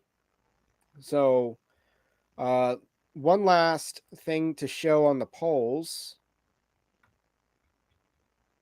is this. This is would consider. So DeSantis improved 5 points on the would consider. So 68 of Republicans would consider voting for DeSantis. This does not mean first choice, second choice, even third choice. This just means, are you even an option? For Trump, that decreased from 66% to 61%. So he lost 5 points. Nikki Haley improved 16 points or 17 points. I don't know how. I really don't. Yeah, I mean, again, I wouldn't. I'm not getting off my butt to vote for Nikki Haley over Joe Biden. You know what? The country can take 4 more years of punishment. I don't know how, because Nikki Haley isn't doing well at these forums. She's outdoing Tim Scott, but I don't see how she's doing the job. Like, she's not appealing to me whatsoever. I think her vagina statement was just completely cringe. Like, go run in the Democrats if you're going to talk that way. So Nikki Haley improved from 30% to 46%. That is the largest increase. And I guess she looked better, but I don't get it. I don't think she has the money to withstand a long race. And she isn't doing well in the first 4 states, from what I gather. So I don't know. I don't get it. Ramaswamy only increased his consideration to 4 or 6 points. So really, the only people north of 50% that are getting consideration are Trump and DeSantis. Which that's not a lot for someone who didn't have the highest name ID and won the debate, as Twitter is saying. But again, it might just be that since it's before and after, it's debating people that were watching the debate. So, I mean, again, I think that it does disproportionately leave a lot of MAGA people out. Tim Scott improved 2 points. That's a bad performance for him. Yeah, I mean, again, I thought he was unmemorable, long-winded, whiny. Trying to sound like a preacher. I mean, 2 points is basically he might as well have not showed up. Or, yeah, him just showing up got him 2% increase. Yes, he wrote his name on the test and therefore didn't get a 0. Yeah. Mike Pence improved also 2.5 points. So, yeah, he gets points for showing up. But he only got to 23%. Mike Pence is down at 23% of people would consider him. So Chris Christie is at 22%. I guess people learned that he was running in the race. Doug Burnham had a substantial increase from 4.8% to 12.4%. I guess it's like shaking someone's hand. Like, is he the third best candidate? And then Asa Hutchinson went up not even a full percentage. That's why he did the worst. That's why I think he did the worst. So what? Some of your poll participants didn't respond to the after poll. So that's the difference. Okay, so sounds like they're so Charles is crediting the success of Nikki Haley to suburban soccer moms. If that's true, like, I feel like we're so screwed. I guess the debate is that she's not a viable candidate. That's the messaging that DeSantis is going to have to do for her. Well, I mean, just say you're a better win governor. Iowa and then capture their momentum later. They'll fall in line. You're a better governor than Nikki Haley. What I mean, we got a question. Did you catch Trump's Ada Hutchinson joke? I didn't get it. Neither did I. I don't know if it's because Ada is like a girl's name. I don't know. Yeah, I mean, you don't get it. I don't get it. Formosan Black Bear says Megyn Kelly, women are for Haley. Okay, so Megyn Kelly's audience. and she has a platform on what Sirius XM, I think. So I mean, and somehow she's a major podcaster on the right. I don't get it. And I I don't think get the appeal of her and I think either, Megan but Kelly hates DeSantis, right? Isn't that also a thing? Tim Pool hates DeSantis. Like a lot of media people hate DeSantis, and I kind of think that it's because DeSantis just doesn't give them interviews, and it's that petty. Like, what's the rationale for Tim Pool? Is it really? Oh, they use an AI image in like 0.2 seconds of an ad. Really? That's not your real reason. That's a childish reason. I What's the real mean, I reason? think I it's don't know. because he actually will do something against the gay, and that's probably Tim Pool's reason. But Yeah, you can't trust a liberal who left the left. You just can't. Don't do it. So, with I that, mean, DeSantis does a lot of the things Trump talks about. I think that's why the Megyn Kellys and the Tim Pools aren't necessarily going to gravitate towards him, because he actually does think he says, not just talks about it. okay, here's an interesting thing. DeSantis Huckabee Sanders 28. No need for Trump to go and destroy future of Republican Party. No, Huckabee Sanders needs to remain as governor for 2 terms. I mean, again, I don't necessarily think that highly of her as like a candidate and political potential, simply because she's basically nepotism into her role, and I think her primary opponent was the better option. Like, I don't. You I didn't mean, endorse her in the primary. no, Chris Washburn or whatever the opponent's name was, just because he was more conservative. But Huckabee Sanders, I mean, again, I don't think. I mean, she wrote a. There's too many better vice president options on the table. Like, I even think Doug Burnham's a better option because he looks like Al Pacino. I mean, That she's alone. probably a fine governor because that state has a great legislature, but That obviously, legislature whooped Asa Hutchinson, and they have a simple majority veto override in Arkansas, which is very rare. Like, most states don't have that. like, You only need a simple majority to override a veto. I mean, we don't have enough good governors, and I think Huckabee Sanders is best off remaining in Kim place. Reynolds would be a much more strategic choice. Yes. Kim Reynolds. I mean, if I don't like Brian Kemp, but that would be good. That would be a strategic electable choice. I mean, I don't like Glenn Youngkin, but that would be a strategic electable choice. not as much as it used to be, because Glenn Youngkin's comments on the tranny stuff, that hurts him. But I mean, if he would just keep his mouth shut on some of that stuff, yeah, Glenn Youngkin, because you need to put Virginia back in play. We need to win Virginia again. If we win Virginia, we don't have to worry about the Pennsylvania ballots. We don't have to worry about winning Pennsylvania, which I think Pennsylvania is trending in a bluer direction. Go for Virginia. That's going to trend in a redder direction, in my opinion. Carrie Lake for VP or Carrie Lake for press secretary? Neither, my opinion. I don't like someone who cucks their husband in public. I don't like someone who attends drag shows for fun. I mean, she's attended more drag shows than I have, and that's a problem. Like, she's basically like, if I were her husband, and the way she talks about Trump, and she made some sort of statement that like elevated Trump above her husband and her husband's life. Like, that man just got cucked by Carrie Lake, by his wife.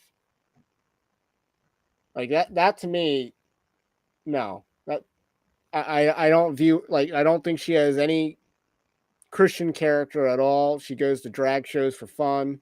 She's very abrasive, and I think that she's hurts. She's alienated too many rhinos in Arizona. And I think she's too abrasive. Like, again, for women don't want an abrasive woman, especially not a Republican abrasive woman. Like, they'll put up with the radical feminists because that's who they are. But I think if there's a difference between male bravado and a woman being abrasive, and, you know, people will tolerate the male bravado. I mean, you can call it a double standard, whatever, but there's things Donald Trump can do that Carrie Lake cannot replicate and get away with. There's things DeSantis can do that Kerry Lake can't replicate and get away with. So I just Okay, well, he follows it up. Can you honestly say you don't elevate Trump above your wife, though? It's like, yeah, pretty much. Pretty hard to do that. Pretty hard to do that. Let's see. Carrie Lake is the one media person that liked Trump. I don't think she's the one that likes Trump. I think a lot of people are playing footsie with Ramaswamy, but here's the thing that we have to talk about, because we're kind of at the end here. And actually, let me share one last screenshot. Let's go. It's the one, the only, the Trump mugshot. Because we got to talk about this. This is where adults need to talk, because, like I said, we did this debate watch with a bunch of Republican activists. I talked to basically one of my mentors in local politics, and she said that if Trump is convicted, and they're diehard Trump supporters, she said if Trump is convicted, they'll have to search for another candidate to support, because Trump won't be on the ballot if he's convicted of a felony. No, this is the real one, the red tie. You see the red tie? This one's real.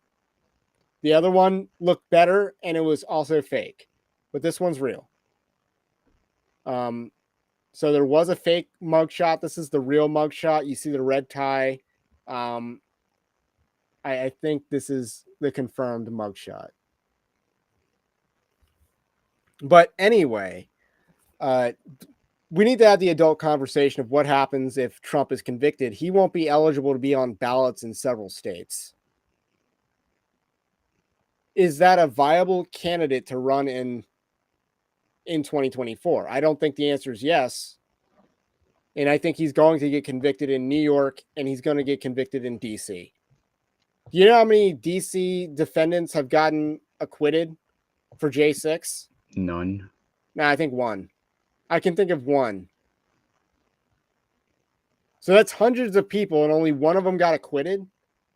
He's not going to get a fair trial in DC. He's not getting a fair trial in New York. I mean, Yeah, I only mentioned those two. I think he's getting acquitted in Florida. And I think he's going to get acquitted in Georgia. Or hung. Hung, acquitted. In the famous words of Saul Goodman, there's no sweeter words in the English language than mistrial. So that's what he needs. So Again, or he takes a plea deal in New York, but I don't know if they want to off a third. Wasn't Podium guy baked Alaska, and he was a Fed? Yes, exactly. 95 Brian Babes, shout out. 95% of DC is blue. He's not going to get a Republican on that jury pool. He's not. Oh, DC doesn't give out fair trials, and the people that claim no justice, no peace. Well, they don't actually believe in justice. Now, I mean, unfortunately, people on the right don't believe in jury nullification, but people on the left certainly do. And then still, people on the right will gladly pass laws. Okay, Podium to guy is outlaw. Adam Thompson. Okay. Like, he's not a Fed. well, Johnson, not Thompson. But they'll technically outlaw you if you try to argue jury nullification, even though that is a legitimate concept. But yes, but you're not allowed to you're not allowed to ask the jury to nullify it. I think at most you're allowed to reference it. They have the power to. You're allowed to say that. You're allowed to make the argument, but you can't make the argument straight. You have to be certain. Yeah, which again is about making the argument. You basically have to say, hey, if you believe my client did the right thing, you must, based on the facts, you must acquit him. You have to argue it like that. Turn it into a moral argument. And like, he may be able to appeal it straight to the Supreme Court. In DC, sure, but that's too long. It'll take too long. I don't know what's the batting order for the trials, but obviously he's going to get convicted in New York, and he's going to get convicted in DC. And that's going to go through the New York court system, not the federal. Which again, New York might just say, "Yeah, we'll slow roll it." The wheels of bureaucracy are turning, and you'll get an appeal in June. So My And hot by take then, the is primary's over. The primary will be over. Like, DeSantis has to win Iowa and New Hampshire. Those are must wins. If he loses one, he's done. It's okay. over. Scenario. What happens if Trump is convicted, but DeSantis has already lost Iowa and New Hampshire, but Trump is convicted? Are the delegates going to go along with that at the Yes. national convention? I would assume yes. I don't think there would be enough delegates to switch.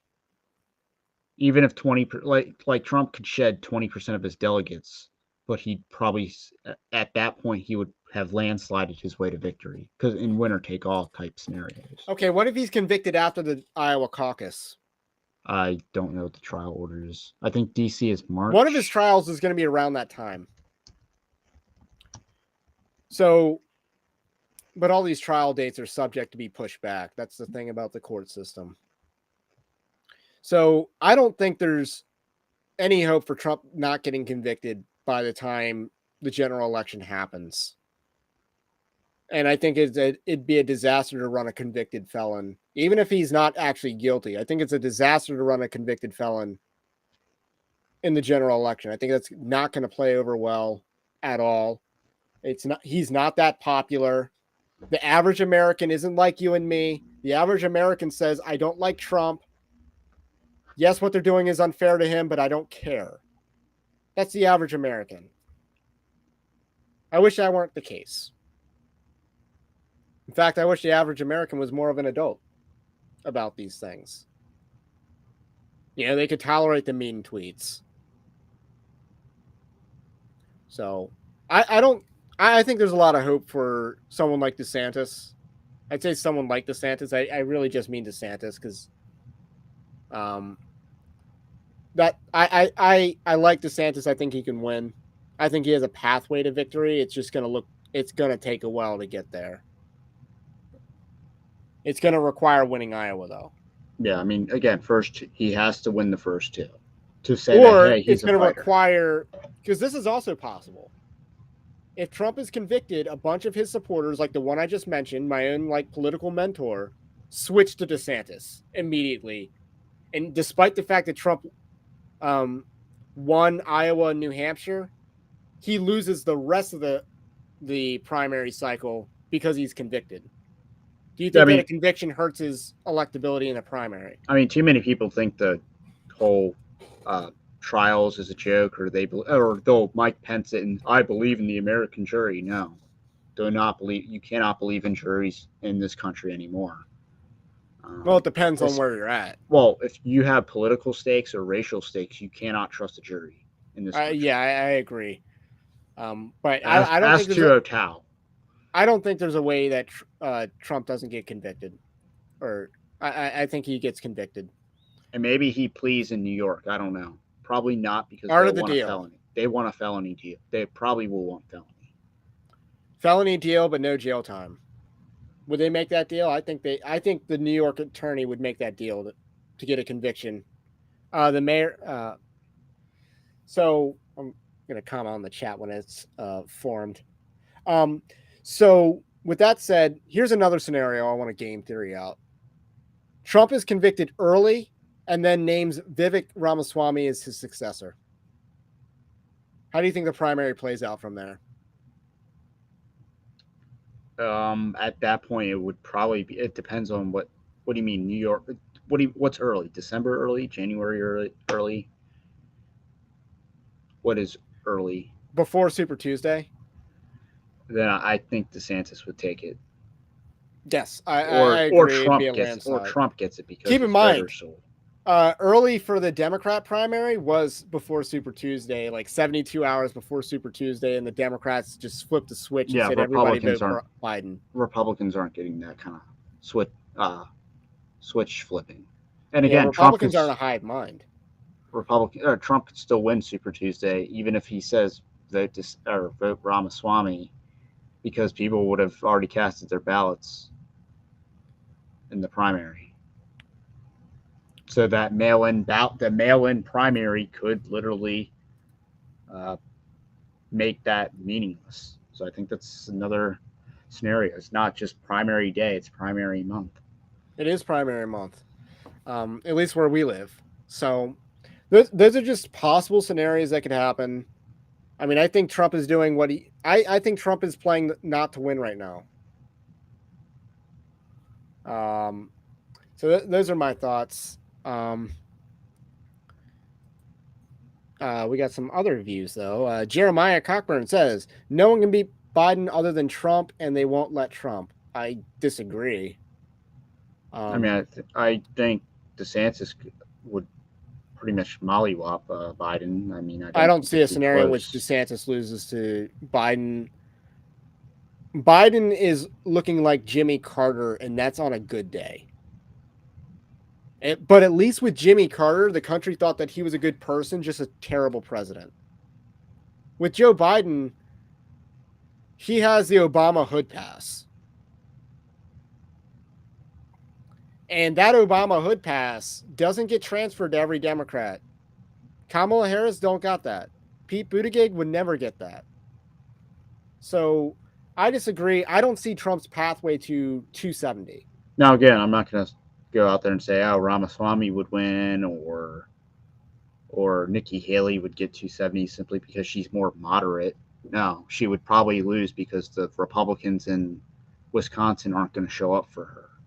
And Virginia isn't Nikki Haley. I don't think Ramaswamy would win in a general election. He is Trump without the name recognition. He is Trump with Trump light. Trump light does not do well in a general election. And again, eventually his pharmaceutical shenanigans will be brought up, and his Wikipedia scrubbing. Eventually, all that information would be used against him in a general. And they're going to run ads to say that he's part of the. They're going to run ads to the people that oppose lockdowns and the jabbing and stuff. That this is who Ramaswamy is. To keep those people at home. Yeah, exactly. Jimmy Carter had Habitat for Humanity, and people saw him as a humanitarian, but not a good president. Joe Biden is in a worse position than that, in my opinion. But it doesn't make a difference because back then, the Democrats weren't the same hive mind that they are now. Republicans, they don't exactly. Republicans have never had a substantial voter registration advantage. Democrats has always had a voter registration advantage in a general election. That gap has narrowed some, but I think at one point the Republicans were down in like the 20s for the voter registration on general election night. So Republicans could win elections, but it would be the independents largely carrying the Republicans' torch. Now that's evened out a little bit. Democrats still have an advantage. Republicans still need to win in independents. I don't think Trump can win independents because they just don't like it. They don't like the Trump. And I don't think Vivek could win in a general because they don't like Trump light. Trump light doesn't play very well. It didn't play all that well for some of these other candidates that Trump endorsed. I don't think he navigates well with old people. Even if, and maybe he could eke it out to some extent. I don't know. But I don't know sniff kids. Well, we knew that before. We knew that in 2020. But it's true. I would run TV ads of him sniffing girls. Shove it in people's faces. Make them scream. But you have a super PAC do that. You don't do it yourself. I think the Democrats want Trump and not DeSantis. I lean towards that, but I think they can't control themselves. Like, if you're an opportunistic Democrat district attorney, you want to convict Trump because that is your white whale, and you're Captain Ahab. But this isn't a lesson about chasing revenge or anything like that. This is you chasing, a white whale. And that's what you're doing. And that's what the whole lawfare is going to do. It's going to keep Trump's name ID high. It's going to keep the momentum in Trump's direction. But again, it is a ticking time clock for Trump because as soon as he starts getting convictions, then that means he's going to lose support. But he needs to get enough ground game and enough of a lead to withstand the fallout. Trump Jr. No. Like, that guy is kind of gay. Whatever the question is, no. Man, I'm trying to think. What was... I did a video on Trump Jr. I just forget what it was. I think he was pro-trans, right? Oh, yes, it has something. Let me see if I can look at that up. It's on my own channel, so I should really know my own content. But I did a video on him. It's like, wow, he is really bad. He is not his father. Oh, it had to do with the Bud Light. Oh, he was pro Bud Light. So yes, effectively yes.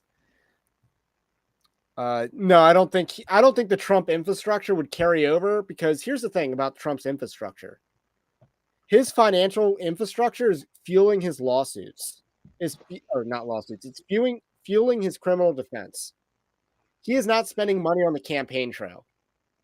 He has no events scheduled on his campaign. That includes all these rallies.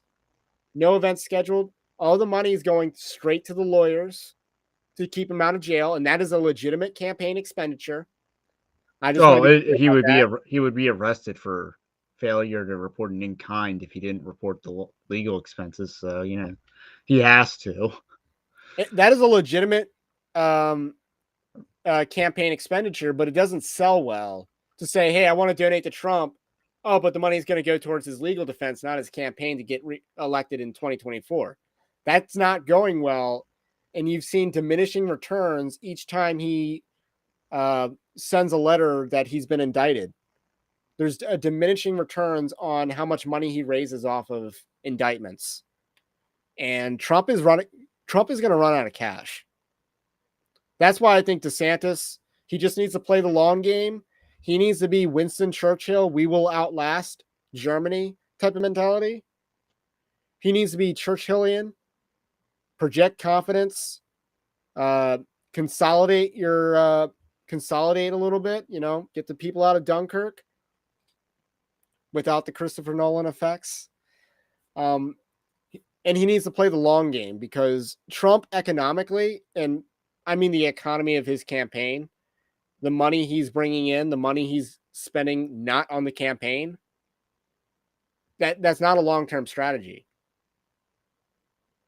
So I think DeSantis can wait Trump out a little bit, but he has to win. He has to focus on winning Iowa.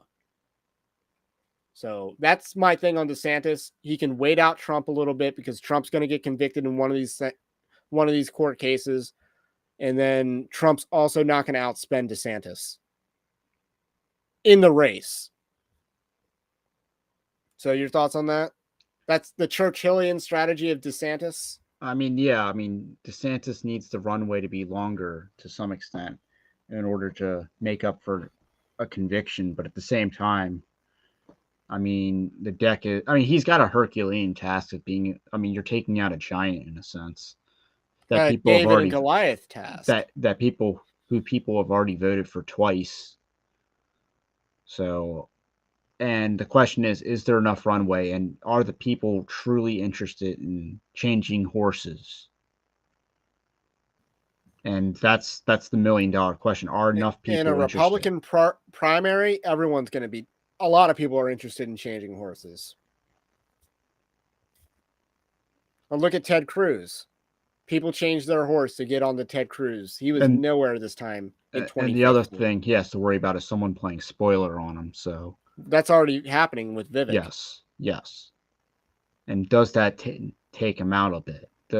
Again, that's hurting him. That's not necessarily hurting Trump. You're right. The Vivek thing does hurt Trump a lot more than it hurt, or DeSantis a lot more than it hurts Trump, because Vivek's a show.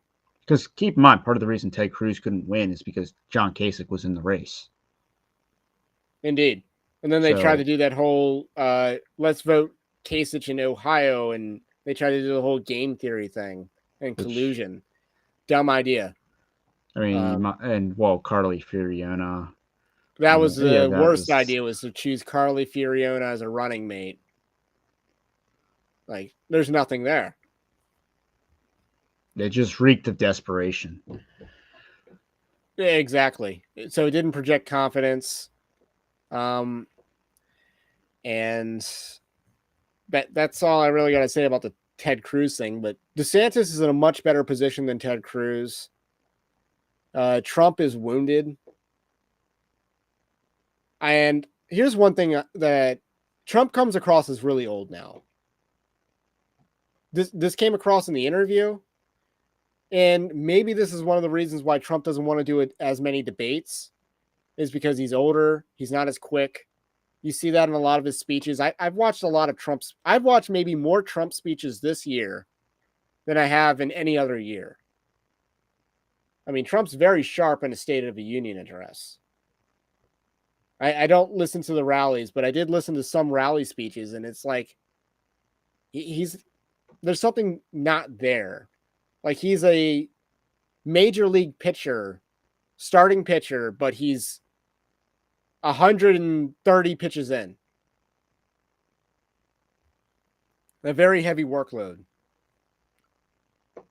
And yeah, I mean, he kind of has a little bit of a haggard sound. I mean, again, on a debate stage with 8 candidates, I think he could hold his own. But yes, but on a debate stage with a very few. I mean, Ted Cruz and Donald Trump, I don't think they had many one-on-one debates. I think they only had like one. I don't think it was one-on-one, though, right? Yeah, I think Kasich might have been there, but they didn't have many debates after Trump did bad in one of the debates, and then he stopped doing debates after that. Basically said the race was over. And he wasn't completely wrong. So send in your questions, because we're just kind of last calling it here. But those are just my thoughts. DeSantis be Winston Churchill, outlast Donald Trump. You don't need to attack Donald Trump. You can just state, I would have done this as president. You don't have to be negative towards Donald Trump. You got to, and he has the toughest task of trying to appeal to Trump people, appeal to never Trump liberals, and then appeal to the neocons that are all over the place. That is a very tough task to build a base around, because DeSantis, his electoral weakness is the boomercon. Yeah, he is very good with he's very good with conservatives that aren't boomers, but he's not good with boomercons. And that's why he waffles on Ukraine. Like, he goes to Family Leadership Summit, he's a lot more conservative to a Christian base that's like, yeah, we're not interested in endless war. And again, if he's speaking to a bunch of students in college age, the last thing they want to hear about is war with Ukraine in a military draft. I mean, if you're under the age of 27, or is it 25 that the military draft ends at selective service? I don't know, but I mean, because again, with the military not meeting its recruitment goals, I mean, and if they truly do want to send boots on the ground, then that's going to require a draft. Yeah, I think you're right about that. And to his credit, he basically said no to mandatory special service or whatever in the debate as one of his rapid fire questions. And this is actually a huge strength of Ron DeSantis that he's going to play more into, is his military service. And that's a smart move. It's going to appeal to boomercons. So he needs to make inroads with the boomercons. Yeah, play the long game with Trump. You don't have to diss Trump. Trump is wounded because of all the indictments. So you need to play to the boomercons enough without hemorrhaging your support or compromising your conservative credentials. Amplify the military service, because he's the only one in the race that has that. And, just talk about accomplishments. People like that. And then talk about the future. Talk about the future. Don't talk about the past. So those are my thoughts. Anything else that needs to be said? No. Well, anyway, thank you all for coming. We hope you enjoyed this live stream. Have a blessed night. We'll catch you on